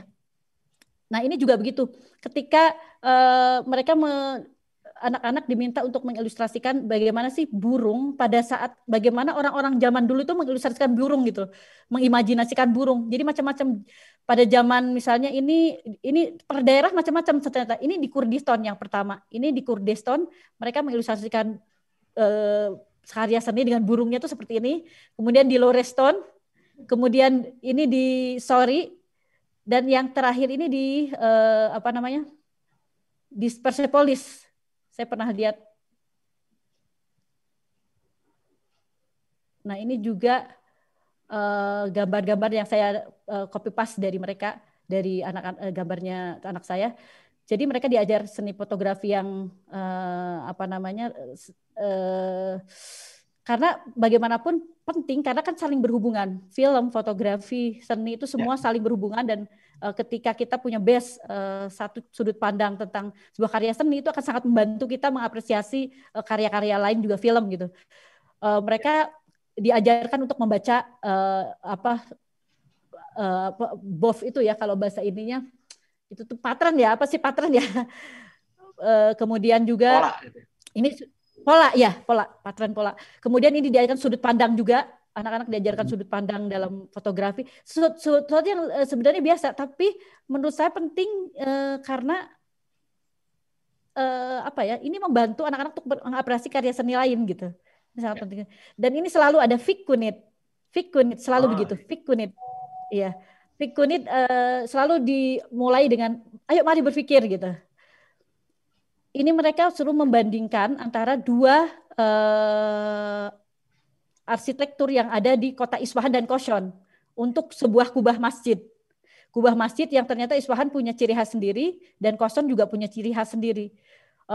Mereka diminta membandingkan dan seperti apa sih perbedaannya, begitu. Ini adalah mata pelajaran apa judulnya? Budaya dan seni ya? Seni dan budaya untuk seni kelas, dan budaya untuk kelas 8 alias 2 SMP. Iya. Saya tadi tidak bicara tentang ini ya sastra. Kalau sastra sudah tadi banyak disinggung oleh Mas Bastian juga, dan tentu dari karena saya mengikuti perkembangan dari kelas 1 SD sampai kelas 8 ini jelas sekali gitu loh. Jadi setiap dari buku itu mungkin setengahnya itu puisi gitu. Memang kalau sastra tidak dilakukan lagi ya gitu. Saya pikir begitu. Nah ini kalau ini ya tentang diajarkan mereka gimana sih melihat komposisi dan sebagainya gitu. Jadi dan selalu itu muncul tidak sifatnya dogmatis gitu. Kan mungkin sebagian orang juga bertanya ya bagaimana sih sistem di sini. Saya melihat bahwa ketika ada kata-kata di awal Fikunit gitu, ayo kita berpikir itu yang sebenarnya bukan doktrin gitu, tapi bagaimana sih orang memulai dengan berpikir gitu. Hampir saya lihat semua pelajarannya dia mau bahasa ilmu sosial atau apa selalu diawali dengan yuk kita berpikir gitu. Lalu gambar, lalu anak-anak diminta untuk memberikan apresiasinya terhadap gambar itu gitu. Ini hanya sekedar contoh-contoh gambar aja, mungkin bisa ya. Oke. Bagi yang tadi telat belum tahu konteksnya apa, Mbak Afifah ini udah 18 tahun di Teheran, sekarang juga live dari Teheran, dan kenapa kita membicara soal seni pada umumnya dan juga sastra, karena diskusi ini salah satunya berangkat dari jawaban dari Jauhar Panahi. Kenapa film Iran maju? Jawabannya karena masyarakat Iran sudah akrab dengan karya sastra dan filsafat dalam hidupnya. Nah ini kemudian saya dari situ dieksplorasi, kenapa pengen tahu. Saya pribadi sebenarnya pengen tahu kok bisa seni budayanya sangat tinggi, dan juga itu salah satunya adalah budaya menonton film, budaya film culture-nya gitu. Oke, sekarang kita akan tanya jawab. Bagi yang ingin bertanya silahkan di Quiku dan di YouTube ya. Pertanyaan dari Rangga Yuwansa dari YouTube. Apakah film Iran benar-benar berasal dari kebudayaan internal atau sudah terpengaruh oleh kebudayaan Barat atau Hollywood? Ada yang mau jawab? Silahkan. Kalau saya jawaban, kalau Hollywood, saya kira seluruh dunia kiblat perfilmannya Hollywood ya. Nggak bisa dipungkiri karena itu yang paling maju dan canggih. Jadi sebenarnya pertanyaan juga terlalu luas ya kalau dikerucutkan lagi maksudnya di mana. Tapi memang tentu mereka juga tolak ukur atau kiblatnya selalu ke Hollywood. Nah, bagaimana dengan alur cerita, kemudian itu yang ada misalnya sederhana, kemudian bagaimana mengemasnya. Nah, itu kan budaya, lagi-lagi budaya yang saya bilang tadi, sastra yang kuat. Untuk plot twist aja, untuk alur cerita plot twist itu dari zaman Ator Neshaburi, itu yang Mantikut Toir tadi Bang Egy bilang, Mantikut Toir atau musyawarah burung, atau dalam bahasa Inggrisnya diterjemahkan The Parliament of Birds, parlemen burung. Itu kan 1100 sekian ya, jadi pertengahan abad 12. Itu plot twist-nya itu udah mereka kenal di zaman itu. Bagaimana Seymour mengumpulkan 30 burung, Kemudian simurg ini adalah pemimpinnya, kemudian masing-masing burung itu mewakili sifat manusia, dan ujung-ujungnya nggak ada kita mau ketemu simurg pemimpin, ujung-ujungnya di endingnya tidak pernah bertemu dengan simurg, dan simurg itu adalah diri kita sendiri. Nah, plot twist yang kompleks begitu sudah di tahun 1100 mereka mulai, dan itu di karya sastra. Menunya memang banyak. Akhirnya ketika difilmkan, mereka juga tinggal pilih menu saja. Yang mana di karya sastra itu yang mereka ingin angkat. Ya, jadi yang dari prosa sampai puisi, prosa saja misalnya yang cerita sederhana, bisa di dalam prosa karya sastra Persia lama itu sangat indah. Ya, apalagi puisi yang memiliki rima. Nah, dan menunya banyak sekali. Akhirnya film Iran pun untuk alur cerita mereka tinggal memilih menu-menu yang dari dulu memang sudah ada, sudah sastrawan atau ilmuwan Persia sudah ciptakan. Misalnya lagi bagaimana kisah Laila Majnun, itu kan kisah cinta abadi yang William Shakespeare sendiri terinspirasi dari kisah itu. Itu cerita roman dari Persia, Laila Majnun dan abadi sampai cerita itu sampai sekarang. Nah, cerita yang plot cerita yang kompleks dan itu sudah mereka lama mulai untuk cinta misalnya Laila Majnun. Kemudian dan Goethe juga itu kurang hebat apanya dia di Jerman itu sampai dia menyebut kalau Hafiz Shirazi itu adalah guru dia, ya, dan tidak ada yang seindah Hafiz. Nah, artinya ketika diangkat menjadi film, lagi-lagi saya bilang tadi karena ada habitus. Nah, habitus itulah yang memunculkan kapital budaya, dan pemerintah melihat ini ditangkaplah. Jadi sastra yang kuat tadi, dan itu menjadi tolak ukur dalam memandang kehidupan, dan itu di segala sisi. Ukurannya adalah seni. Ya, ukurannya adalah seni ketika melihat kehidupan, ya akhirnya termasuk sastra juga termasuk film akhirnya kuat karena pengaruh dari sastra tadi. Sebenarnya tadi Jafar Panohi yang ketika Bang Eki wawancara memang menyebutkan ada karena masyarakat Iran akrab dengan sastra dan filsafat, ya memang ya seperti itu, artinya dia yang orang Iran pun atau orang Persia pun merasakan. Nah, sementara saya yang bukan orang Iran dan pernah tinggal di Iran dan belajar sastra, ya memang begitu. Jadi akhirnya maksud saya memang yang dia sampaikan itu yang begitu adanya, memang sastra betul yang terlalu mempengaruhi hidup.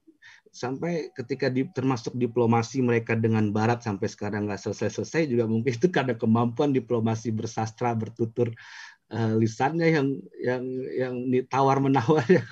Dan itu, dan apa ya, kecintaan juga ya, kecintaan dengan karya-karya lama itu. Jadi karya-karya lama kemudian mereka bawa terus sampai sekarang. Ya, makasih. Ya. Ini berikutnya buat Mbak Afifah nih, dari Krisnadi Yuliawan, salah satu board member. Ini nggak sih terpaan Korean Wave itu sampai Iran juga nggak sih? Terus saya tambahin tadi kalau di zamannya Mas Bastian kan waktu itu belum ada Hollywood atau film-film lain di bioskop. Nah, kalau sekarang apakah masih kayak gitu ataukah sudah ada film-film Hollywood gitu? Jadi ada dua pertanyaan nih. Yang satu dari Mas Krisnadi, apakah orang-orang Korea, orang-orang Iran juga suka film Korea gitu? Korea apapun itu ya, musik dan K-pop dan lain-lain. Ya, menarik sekali pertanyaannya ya. Saya pengalaman saya di sini, film Iran tetap punya warna sendiri sebagaimana tadi di base sejarahnya dia, tapi juga tidak menutup dia belajar dari film-film di luar juga. Di di acara di televisi itu ada acara kritik film biasanya seminggu sekali. Itu dia menghadirkan film-film luar, kemudian dibahas bersama, dikritik, dan kemudian diapresiasi gitulah ya. Kalau menurut saya itu juga bagian dari bagaimana mereka juga mengapresiasi film-film luar gitu. Termasuk film Korea yang pernah menangkan festival itu musim semi, musim dingin, musim gugur, itu kalau salah judulnya begitu. Nah, itu pernah diapresiasi juga. Nah, kalau untuk masyarakat Iran sendiri luas sekali ya. Jadi ada yang memang menyukai warna-warna film yang base-nya adalah sejarah, kemudian sastra gitu-gitu. Tapi ada juga masyarakat umum juga yang kalau saya pernah ke bioskop juga di situ disetelkan film-film yang temanya juga tema umum juga gitu. Si orang ini kemudian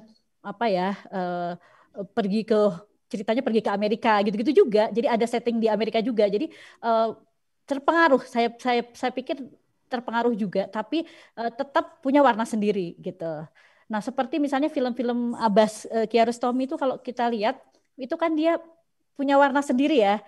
Dari sisi pemilihan pemain saja, dia bukan pemain yang memang sudah matang. Kadang-kadang dia ke pelosok-pelosok, kemudian menjumpai ada momentum yang bagus, terus kemudian ketemu anak-anak ngobrol, terus dari situ mengalir gitu. Dia buat film aja gitu. Jadi banyak hal-hal gitu. Jadi banyak pemain-pemain film Kiarostami itu anak-anak yang sebelumnya memang anak-anak biasa gitu, bukan dari background film atau dia tahu tentang film gitu. Nah, kalau film Korea menarik sih untuk yang latar sejarah bahkan ditayangkan di televisi Iran itu didubbing gitu ya. Kalau nggak salah Jumong itu sudah berkali-kali sampai sekarang tahun 2002 berapa ya? 2000 sekitar 2005 atau 2000 berapa itu sampai sekarang masih kadang diputar terus gitu. Apresiasi juga masih bagus. Film Jumong juga diapresiasi tapi mereka didubbing gitu. Nah, suatu hari si pemain Jumong ini saya lupa namanya siapa, pernah diundang ke Iran, Mas. Oh, iya. Kemudian dia lihat hasil dubbingan, dia lihat hasil dubbingannya. Dia bilang, "Loh, kok saya di sini katanya jadi lebih berwibawa ya," katanya jadi gitu. Jadi memang Iran juga punya sejarah panjang dubbing. Saya melihatnya begitu. Dubbing itu memang profesi yang sangat di sini sangat prestis juga gitu. Jadi ya mereka memang kalau kita kan pengennya nonton film dengan bahasa asli gitu kan ya lebih menikmati, tapi ya mungkin mereka punya sudut pandang lain gitu dan kelihatannya juga berhasil, jadi penonton di sini asik-asik aja gitu menikmatinya. Terus untuk Korea film luar terbaru itu di Filmmu yang sekarang bisa ditonton online itu seperti Netflix-nya Iran gitu ya, ada banyak pilihan film gitu, jadi pilihan film dari negara manapun sudah ada translate-nya atau sudah ada translate-nya di Persia gitu. Filmnya dalam bentuk bahasa lokal gitu ya, bahasa aslinya gitu. Bahasa asal. Ada bahasa asal dari film-film Eropa, film-film Hollywood juga, film-film Korea juga ada semua pilihannya. Jadi sekarang masyarakat lebih punya banyak pilihan sebenarnya. Walaupun tapi itu tidak mengurangi produktivitas para produser film dalam negeri sendiri sih, menurut saya tetap punya warnanya, tapi juga tetap membuka film-film luar. Saya melihatnya begitu sih. Oke. Ada lagi dari 2 pertanyaan dari Pagi Bernyanyi. Ada yang bertanya, kalau Muhsin Mahmabah dan keluarganya, apakah film-filmnya masih diputar di Iran? Mungkin saya juga nyambung, kayak beberapa filmmaker kan di ban ya, kayak Jafar Panahi itu, apakah sekarang gimana tuh? Apakah masih nggak bisa? Tuh film-filmnya kan di luar di beredar, tapi di dalam negeri kan enggak. Mungkin Mbak Afifah di film-film Muhsin Mahmabah atau apa? Atau Mas Bastian? Kalau terserah, Yana dulu. Ya, Teteh, enggak Teh. Oh ya.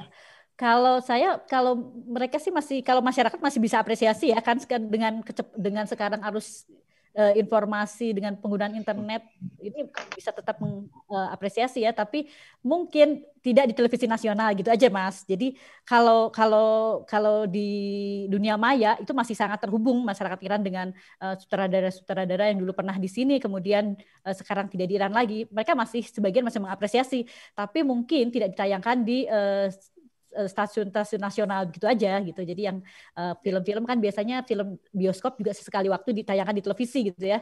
Nah, yang mungkin dianggap ini sudah keluar dari sensor yang mereka terapkan, tidak ditayangkan di TV nasional. Tapi kalau masyarakat luasnya masih mengakses, bebas-bebas aja gitu. Itu sangat apalagi dengan akses informasi seperti sekarang kan juga sulit membatasi gitu ya. Betul. Presiden mau tambahin? Ya, gitu Bang Eki. Jadi kalau misalnya film-film yang tidak di ban di dalam itu, ya di luar itu sebenarnya mudah dapatkannya, ya termasuk dengan akses internet, juga termasuk film-film Hollywood. Jadi memang tidak mungkin ditampilkan di bioskop, tapi DVD bajakan itu banyak dan Di itu sana? kan ekonominya di jalan Sama. juga di sana. Nah, Artinya film-film Hollywood itu ya akhirnya ada DVD bajakan. Jadi mereka juga bisa bebas juga mau nonton yang Hollywood sebenarnya ada, bisa terbuka gitu.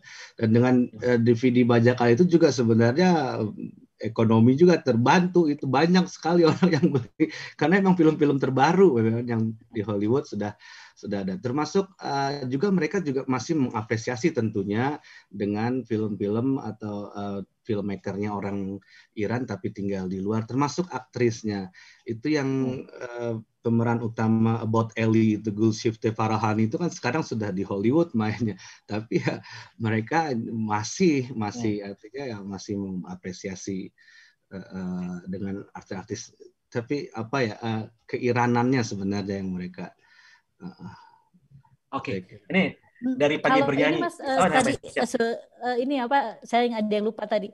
Kalau film Hollywood sebenarnya di bioskop juga ditayangkan, tapi biasanya sudah disensor dan tidak tayang seperti misalnya gini, kalau di Indonesia kan tayang bersama gitu ya. Jadi dalam satu waktu di Amerika juga tayang, di Indonesia juga tayang. Tapi kalau di Iran biasanya beberapa waktu setelah itu dia sensor dulu, kemudian pakai terjemahan bahasa Persia, translate bahasa Persia, baru ditayang di bioskop gitu.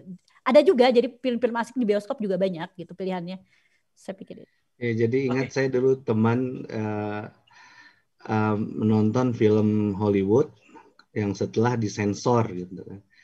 Jadi dia pikir mereka sendiri sebenarnya jadi bingung alur ceritanya gitu karena terlalu banyak sensornya. Sensornya bagaimana bisa dengan menyesuaikan dengan peraturan yang ada di Iran sekelas atau film untuk film-film Hollywood itu, dan teman-teman Iran itu dia bilang kita juga nggak tahu akhirnya ceritanya tuh gimana, jalan ceritanya kan terlalu banyak di sensornya. Nah itu tadi saya bilang akhirnya DVD bajakan itu menjadi salah satu alternatif, dan itu jadi pilihan juga nonton yang baru-baru banyak. 11-12 sama Indonesia. Soalnya bajakan. Oke. Masih dari Pagi Bernyanyi, tadi disebut 600 bioskop. Apakah masih ada stand alone cinema yang bioskop aja satu, ataukah seluruhnya multiplex cinema kayak 21? Gimana, Pak Afifah? Apakah film yang studio 1, studio 2, studio 3 gitu, banyakkan itu, ataukah yang satu bioskop aja gitu, yang bioskop independen lah katakanlah, atau house cinema? Kalau setahu saya kayaknya kalau di Iran terpusat ya pengelolaannya itu di bawah Kementerian Penerangan budaya dan penerangan kalau nggak salah. Jadi bimbingan Islam itu ya. Jadi di bawah, jadi tidak ada pemilik misalnya ini 21 ini enggak. Jadi dia di bawah satu lebih sentralistik gitu loh Mas. Jadi sama kalau ya, jadi samalah di setiap misalnya film ini lagi tayang ya semuanya di setiap daerah tayang gitu. Jadi tidak ada misalnya ini pemiliknya model 21 ini apa gitu, enggak. Jadi sentralistik gitu modelnya. Jadi kalau di Teheran tayang ini ya di daerah sana semua pelosok juga tayang gitu. Oke. Karena sentralistik itu modelnya gitu. Ini dari Sofia Hetrori ini, saya senang banget pernah ketemu dan jalan-jalan sama Kambuzia Partovi dan istrinya. Kambuzia itu yang bikin film Cafe Transit, sebuah film yang sangat menarik yang mengangkat isu perempuan, isu janda, bagaimana society memandang janda di sana. Oh, jadi pernyataan gitu ya, bukan pertanyaan. Oke, berikutnya dari Wisnu Yonar. Perubahan apa yang bisa mulai dilakukan di Indonesia supaya ekosistem filmnya kondusif ya, dalam kurung enabling environment. Jadi urusan film tidak melulu soal komersi saja. Ada yang mau tadi dari Pak PPT-nya Kak Afifah juga ada tadi ya, ada yang tadi rumah film, terus ada apresiasi kritik gitu ya. Juga itu Iya, juga. iya. Jadi Iya. apresiasi Jadi ya kritik kompleks ya, sih memang. pendidik Harus ya memang paling ideal memang dimulai dari kurikulum ya. Masuknya ya tadi bagaimana apresiasi dari mulai anak-anak itu terhadap film itu ditumbuhkan melalui kecintaan terhadap budaya gitu loh. Film-film yang mengangkat budaya memang belum ada pasar, tapi memang harus ada investornya gitu. Misalnya kalau di Iran kan ya ada pilihan untuk menonton film-film yang sifatnya juga komersil, tapi ada juga orang-orang yang tetap konsen gitu dengan film-film yang berlatar budaya gitu. Dan ini ya memang kompleks sih, nggak mudah gitu ya, perjalanan panjang gitu. Tapi saya rasa belakangan itu sudah banyak sih festival-festival mandiri yang film-film yang latarnya juga sebenarnya diambil dari masyarakat, dari budaya, mengangkat budaya. Saya pikir saya optimis aja sih, insya Allah bisa gitu ke depan, asalkan memang ya itu tadi mulainya idealnya memang kalau menurut saya dari pendidikan gitu ya, dari kurikulum gitu, gimana kurikulum seni dan budaya itu diperkuat gitu. Jadi bukan hanya ya itu kalau idealnya begitu ya, tapi sebenarnya bisa dari manapun pintu masuknya ya, termasuk misalnya ya ya gimana investor itu. Jadi kalau di Indonesia kan kayaknya dengan iklan gitu ya, film itu jalan karena iklan gitu ya. sponsor. Ya sponsor gitu ya. Tapi saya tetap optimis sih gitu. Bagaimana termasuk yang film Semesta itu Mas ya punya itu juga kan sudah sangat bagus sekali ya, ngangkat budaya kemudian keragaman, itu luar biasa gitu. Artinya kan ada juga gitu yang mulai bergerak ke arah sana gitu. Saya apresiasi sekali film itu. Yang jelas di Iran tadi seperti disebut tadi ada dari kecil udah disiapkan tuh mata pelajaran seni dan budaya tadi itu ya. Jadi biar apresiasi. Jadi ada khusus. Nah, kalau Mas Bastian saya udah bisa tebak nih, makanya diajarin sastra dong dari kecil gitu ya. Iya.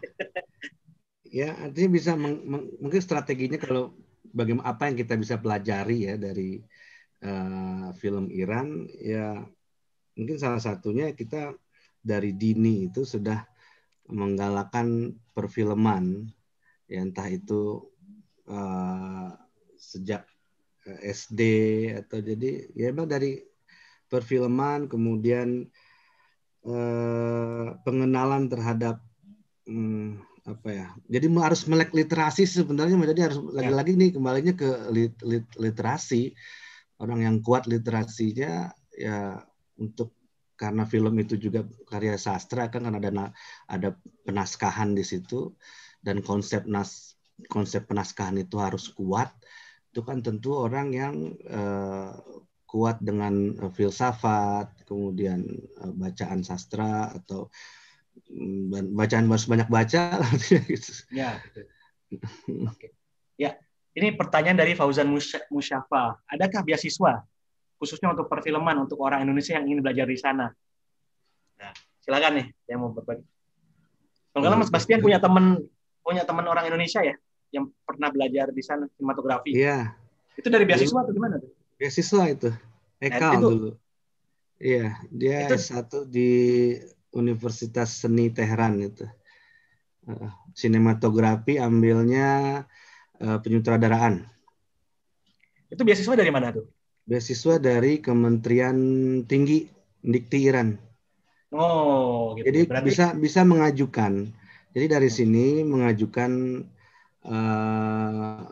mungkin sekarang udah bisa online. Jadi ajukan, kemudian mereka nanti bahas gitu. Bahas dan terbuka untuk bukan hanya orang Indonesia, artinya bukan, dia membuka kalau untuk beasiswa itu dari negara-negara asing, karena itu kan untuk kampus suatu tuntutan kan, biar ada mahasiswa asingnya. Berarti harus ke kedutaan besar Iran atau ke Islamic Cultural Center kayaknya di Indonesia, Jakarta, yang ada hubungan, bisa langsung. Kalau nggak salah online, itu mereka buka online. Oh, langsung ke sana. Online ya, online dari Kementerian Pendidikan Dikti Iran gitu kan. Jadi karena kalau tanya ke kedutaan Iran pun biasanya ya merujuknya kepada Kementerian Dikti itu. Teknologi dan Sains Iran itu. Nah, itulah mereka nanti dari situ, dan seperti teman-teman waktu zaman saya memang rata-rata online itu. Jadi ada teman kebetulan di sana. Nah, jadi mereka online dari sini daftarnya. Kemudian ada teman yang mau menanyakan ke Dikti Iran, menanyakan prosesnya, teman saya mendaftar udah sampai mana, itu bisa. Ya, jadi Tapi sebenarnya yang ya. jalur yang yang langsung itu ya bisa online. Tapi Kan update terakhir mungkin ya, update terakhir itu beasiswa karena ini ada krisis ekonomi juga di Iran.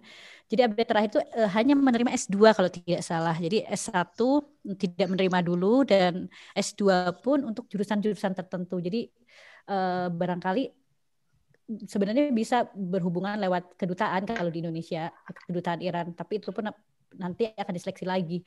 Karena yang belakangan ini lebih penerimaannya lebih sulit gitu ya, mestinya lebih sulit. Tapi dicoba dulu sangat.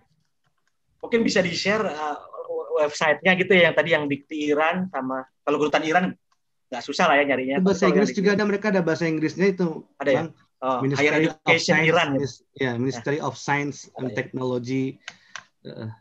Tapi di sana harus itu ya, bahasanya bahasa Parsi atau ada yang English program di sana? Yes, semua pendidikan di Iran itu kecuali mata kuliah bahasa asing ya, mereka memang menggunakan bahasa Parsi. Nah, jadi untuk mahasiswa asing ya harus belajar bahasa Parsi dulu. Ketika lulus itu mereka ya pertama belajar bahasa Parsi dulu. Nah, ketika kalau di Indonesia di mana khususnya? Maksud belajar bahasa Parsinya pun jadi satu paket itu ketika dia lulus. Nah, artinya dia harus belajar bahasa Parsi dan itu pun di Iran. Oh, belajarnya di sana gitu ya, dia ke sana. Oh, kayak Mas Bastian waktu itu ya, Mas Bastian S2 belajar bahasa Parsi dulu setahun.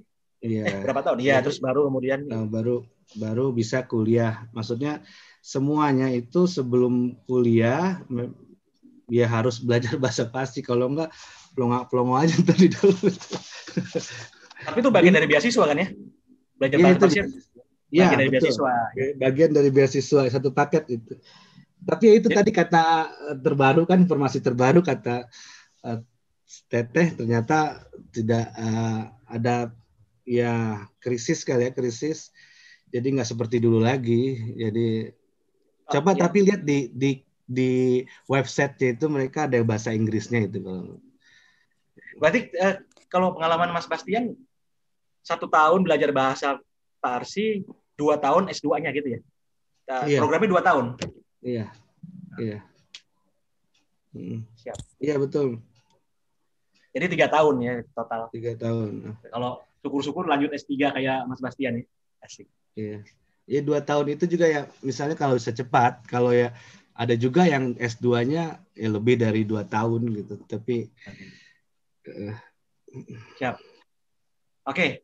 Mungkin ini pertanyaan terakhir karena udah mau selesai. Dari Zainal Mutakin, bagaimana evolusi film Iran dalam melihat politik, khususnya sistem negara yang sedang memimpin? Terima kasih. Wah, ini bisa 2 SKS sendiri. Evolusi.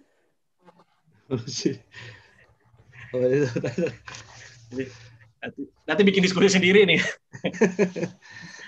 Oke, saya cari lagi. Sebenarnya kalau industri film Iran itu memang bangkit dan sangat maju itu tonggaknya setelah revolusi Islam. Jadi 1979 itu sepertinya menjadi tonggak kebangkitan banyak bidang, salah satunya ya di film ini. Bukan berarti 1979 itu tidak ada produksi film. Ada, sama saja. Tetapi sampai jangka panjangnya adalah orientasinya itu bukan lagi sekedar hiburan, bukan lagi sekedar komersial, itu mungkin sejak 1979. Jadi bagaimana film itu bisa menjadi membangkitkan nasionalisme, kemudian menjadi alat propaganda. Ya, sejak itu jadi mulai bangkit. Nah, pemerintah memang konsen ke situ dan mendukung besar-besar, ya. Dan sampai siapa yang Asghar Farhadi itu yang Aspiration. Sebelum Aspiration itu apa yang dia menang juga Shande itu Salesman. Salesman setelah itu. Dia Salesman, Shande itu pada Salesman. Itu bukan di Salesman yang dia mengantarkan speech-nya itu di ketika Aspiration. Dia kan cuma mau bilang bahwa my people a truly peace loving people, kata dia. Ingin meyakinkan ke orang-orang Barat itu bahwa orang-orang Iran itu adalah a truly peace loving people, kata dia gitu. Itu jadi bagaimana kita di politik mereka ini betul-betul sangat bertolak belakang ya antara Amerika dan Iran, tetapi ada festival film Oscar terbesar dan paling bergengsi dan itu diadakan di Amerika untuk pemenang pertama kategori film asing terbaiknya dari Iran. Jadi itu bagaimana sudah bisa mereka dan berusaha untuk menyampaikan kepada Barat atau kepada dunia tentang pandangan-pandangan miring terhadap Iran khususnya. Dan sampai siapa tadi Asghar Farhadi itu ya bahwa kami itu masyarakat Iran itu adalah masyarakat yang cinta damai. Dan yang setelah itu yang The Salesman dia nggak datang karena itu juga bentuk protes dia kan. Iya, betul. Itu karena ada Iran termasuk beberapa negara lain yang di-ban travel, tidak bisa keluar itu. Tapi yang uniknya yang dia minta untuk mengambil piala itu dia serahkan kepada Anousheh Ansari.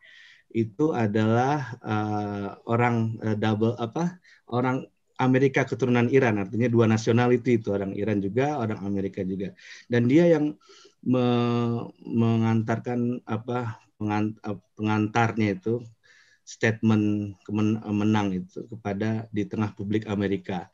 Dan si Anousheh ini adalah turis yang astronot. Jadi turis astronot. Jadi dia dulu ada yang astronot tapi turis. Nah itu artinya dia juga menunjukkan ada peran orang-orang orang-orang Iran di Amerika itu sebenarnya banyak berperan juga. Yang mendampingi Anousheh itu juga orang NASA yang keturunan orang Iran. Artinya dia ingin menunjukkan. Jadi Asghar Farhadi ini juga menunjuk dua orang itu bukan tanpa sengaja, ingin menunjukkan ke publik Amerika bahwa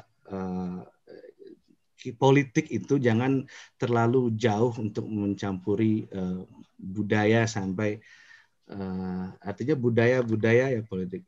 Kenapa? Dan terbukti kan artinya Iran melalui film dan serius menggarapnya dan itu menjadi alat propaganda juga dan menang gitu. Dan menangnya juga di Amerika gitu. Saya kira itu. Oke. Terima kasih banyak. Kayaknya waktu ada sudah ini sekali lagi. Oke, gitu. Terakhir. Enggak, sebenarnya ada film pendek sih, cuma nggak tahu ini karena waktunya ya. Sebenarnya ini bisa di inilah ya. Ini karena misalnya ada misalnya latar kota Yaz. Ya kota Yaz ini salah satu kota UNESCO di Iran. Kemudian ya film pendek aja gitu. Tapi nggak tahu, bisa mungkin saya geser-geser sekedar untuk atau ada waktu nggak? Kalau tidak nggak ada masalah sih. 3 menit boleh sih kalau bisa. Oh gitu, bisa. Saya geser-geser aja ya. Ya boleh. Sebentar. Ya. Bentar saya buka dulu. Udah di share. Oke.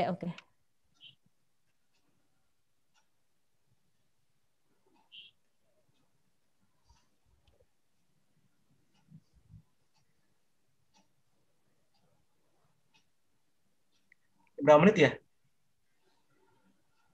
Ilimo namanya. Sebentar ya.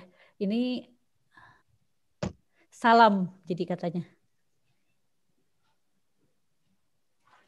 Jadi ini bicara tentang tradisi membuat bubur. bubur apa ya? Kayak di Indonesia itu bubur merah putih gitu. Nah, ini acara-acara duka biasanya mereka membuat acara seperti ini. Ini latarnya Yazd yang ya unik karena saya traveler ya. Jadi kalau ada film yang latarnya budaya tuh sangat menarik.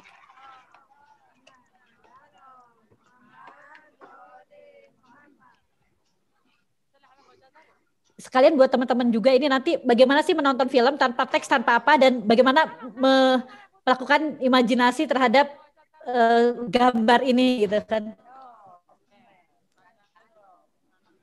Ini disebutnya Nazri, budaya Nazri. Jadi biasanya itu setiap orang bergantian mengaduk gitu. Untuk acara-acara duka. Saya cepatkan aja ya supaya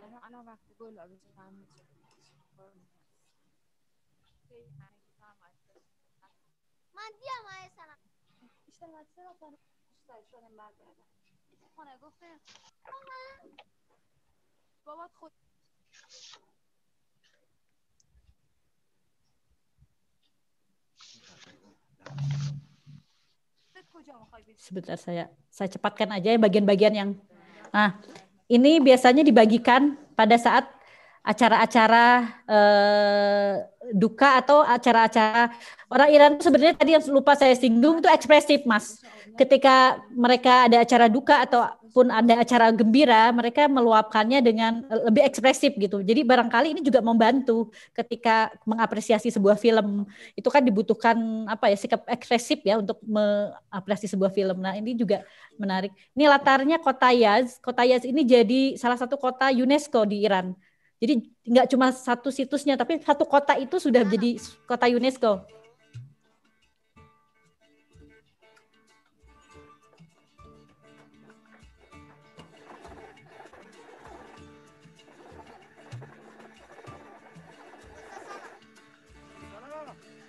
Suaranya bagus nggak? Nggak kedengar ya? Kedengeran tapi nggak. Maaf.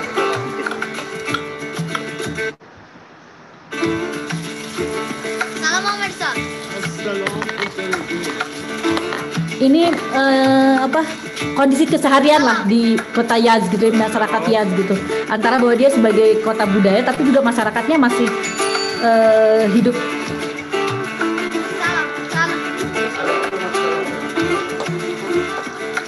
Si anak ini sedang mengumpulkan apa ya, ini kata salam gitu. Dia mewawancarai semua orang gitu. Sederhana gitu, tapi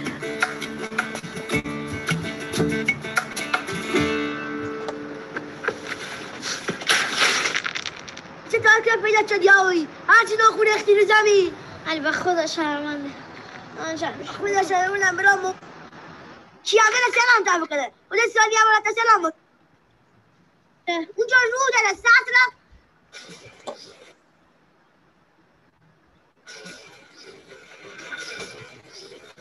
آقا سلام السلام شازده Mungkin semenit lagi karena waktunya udah.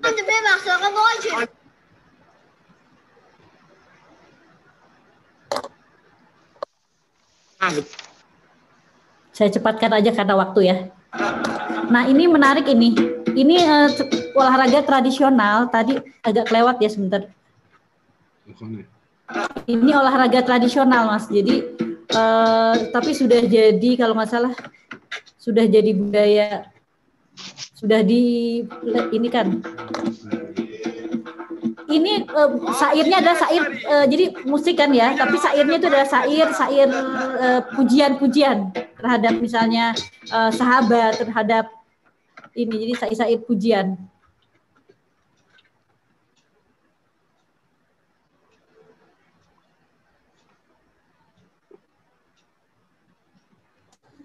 Ya Ta'ala Shalom.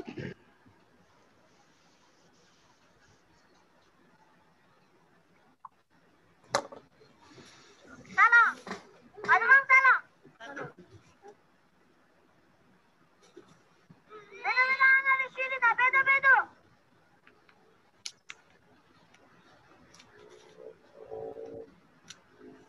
چند تا شده وایسا یا تا اناره شلوک مثلا هل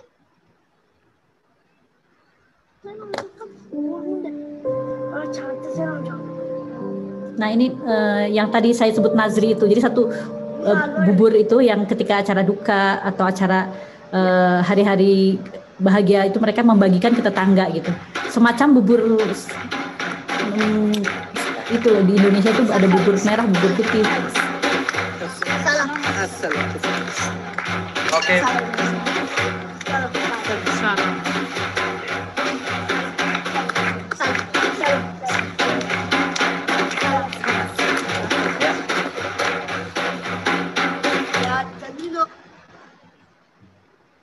Oke Mbak Afifah, kayaknya waktunya sudah habis.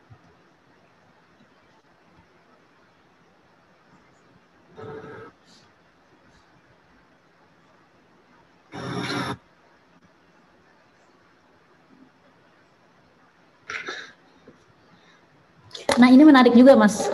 Ada tradisi di Jawa kalau orang meninggal itu kan dibuatkan ini ya, di Iran juga begitu ada. Ini tradisi masyarakat sih sebenarnya, bukan tradisi agama. Jadi tidak ada, mereka memasang foto, kemudian ada lampu-lampu gitu.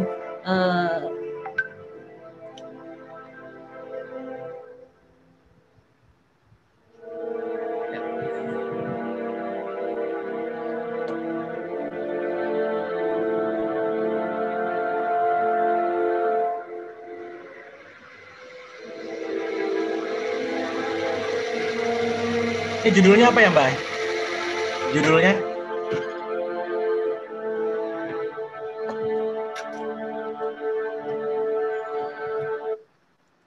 Saya pikir begitu saja Mas. Ya, karena kalau harusnya sih enaknya dari awal sampai akhir, tapi karena kita waktunya ya, jadi nanti teman-teman yang tertarik ya bisa. Ini judulnya apa nih? Judulnya bisa tahu judul saya dan akan share lah filmnya ke teman-teman gitu. Judul dan sutradara? Silakan Mas. Judul dan sutradaranya siapa Pak? Judul filmnya dan sutradaranya?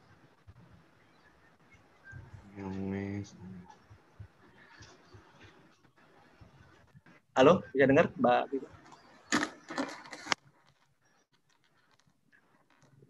Oke, nanti kalau saya udah dapat judul dan sutradaranya nanti saya share ya. Oke. Ya. Oh, ini deh. Mbak, boleh tahu judulnya apa dan sutradaranya siapa yang tadi diputar? Jadi siapa tahu ada yang tertarik. Oh gitu ya. Aduh, saya tadi ini ya, Salam judulnya itu, Salam. Nanti saya share deh ke teman-teman. Judulnya oke. Itu nanti ada ya, judulnya Salam. Sutradaranya nanti saya itu ya. Oke. Saya malah nggak lihat ini ya, karena ngelihat. Oke, iya, nanti saya kirimkan. Nanti biar siapa tahu ada yang tertarik. Itu gitu. Enaknya itu kalau nonton dari awal sampai akhir sebenarnya latar budaya Yaznya itu sangat kuat sekali gitu. Tapi karena tadi waktunya nggak ada, saya potong-potong ya, khawatir nggak apa-apa, dari orang jadi lebih penasaran kan. Nanti semoga bisa dicari lah nanti. Insya Allah. Kalau tahu caranya nonton di mana, nanti kasih tahu ya. Nah, ya. Kalau ya sebenarnya ada sih filmmu namanya, tapi ya seperti Kwiku itu yang harus daftar kayak gitu ya. Saya nggak tahu kalau dari Indonesia karena harus berbayar. Jadi bisa aja sih ya misalnya bikin akun, terus nanti pembayarannya bisa dilakukan teman-teman yang di sini juga bisa. Kalau misalnya sangat tertarik, banyak sekali sih sebenarnya film. Ya. Siap Mbak Afifah. Terima kasih banyak sekali lagi untuk Mbak Afifah Ahmad dari Teheran dan Mas Bastian Juliano. Ya, semoga bisa berlanjut lagi acaranya. Nah, berikutnya adalah jangan lupa untuk film-film Iran, ya, langsung saja ada di Kwiku di Panorama Iran. Nah, itu ada banyak film, ada Glass, ada Road to Perdition, ada Pasio tadi yang sudah dibahas tadi, terus macam-macam lah.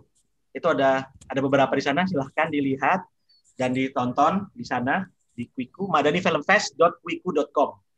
Oke. Dan jangan lupa juga Kalau saya boleh bertanya nggak nih Mas sama Mas Eki? Kalau sedikit aja. Kalau Mas Eki sendiri dari beberapa film itu yang menarik mana menurut Mas Eki? Maaf nih saya jadi balik tanya. Jadi penasaran juga karena kan Mas Eki kan kritikus gitu. Jadi ya saya penasaran juga. Pak asik, saya kira Pasio menarik. Pasio dia pakai apa? Dia menyambungkan tradisinya Darius Merjui. Kan ada Leila, ada Sarah gitu ya. Sekarang ada si tokohnya itu di Pasio. Parting juga menarik karena tentang imigran antara Iran, Afghanistan dan Turki gitu. Tapi panjang lagi ceritanya nanti. Nanti mungkin saya mau tulis. Harus satu ya. Ya. Oke. Nanti saya tulis deh. Oke. Jangan lupa ke madanifilmfest.id atau juga ke Madani Film Fest di Instagram dan di Twitter. Kalau di Facebook Madani Film Festival. Dan terakhir saya ingin mengucapkan terima kasih kepada partner Madani Film Festival, presented by Dewan Kesenian Jakarta, initiated by Mizan dan Public Kultur, supported by Kemendikbud, programming partner Kinoforum DKJ, Cinema, Binus University, official digital platform kuiku.com, Klik Film, Fitsi, publicist Amigdala, media partner Koran Tempo, Tempo.co, Republika, Makrot Lini Kini, Alif.id, ruangobrol.id, islami.co, NU Online, dan seputar event. Oke, terima kasih. Mohon maaf karena harus diputus sampai sekarang karena sudah 2 jam. Nanti mungkin akan ada seri berikutnya tentang film Iran atau mungkin ada tulisan berikutnya dari Mbak Afifah dan dari Mas Bastian tentang film Iran. Oke, saya Eki Manjaya. Sampai jumpa lagi. Jangan lupa masih ada sampai tanggal 4 diskusinya. Assalamualaikum warahmatullahi wabarakatuh. Boleh foto bersama dulu? Oke, siap. Bersama. Satu, boleh lihat ke kamera. Ya. Tahan. 1, 2, 3. Sekali lagi. 1, 2, 3. Terima kasih. Terima kasih. Sama-sama. Terima kasih banyak ya. Kita salam buat suaminya Mbak Bastian. Kapan-kapan kita ketemu lah di Depok atau di mana kalau udah aman. Siap. Ngopi-ngopi Bang. Bikin diskusinya dong. Yeah. Saya malah dapat film Iran itu ketika teman saya S2 di Hong Kong, malah beberapa film Iran. Ada English subtitle. Jadi sampai Hong Kong juga itu. Ada yang benar-benar dibuat dalam Iran.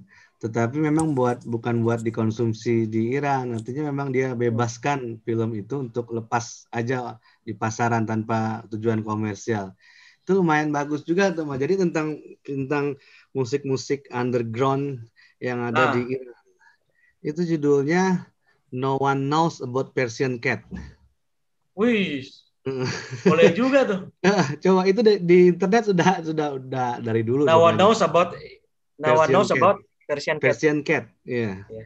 Jadi bagaimana musik-musik underground di Iran itu. Dan itu bukan dokumenter tapi benar-benar film. Yeah. Itu mirip ini nih. Di film Persepolis kan ada juga tuh yang scene-scene dokumenter. Iya. Ini diskusi ini membuat saya pengen ke Iran ya. Saya udah dengar banyak itunya ya, Mas Eki belum pernah ya ke Iran ya? Belum, saya pernah ngelamar itu loh, jadi liputan ke Fajar Film Festival loh. Tapi nggak jelas di mana gitu.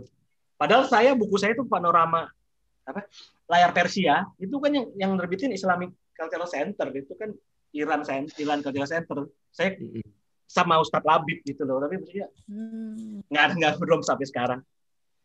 Itu jalurnya ini beda. Sudah nggak record kan ya?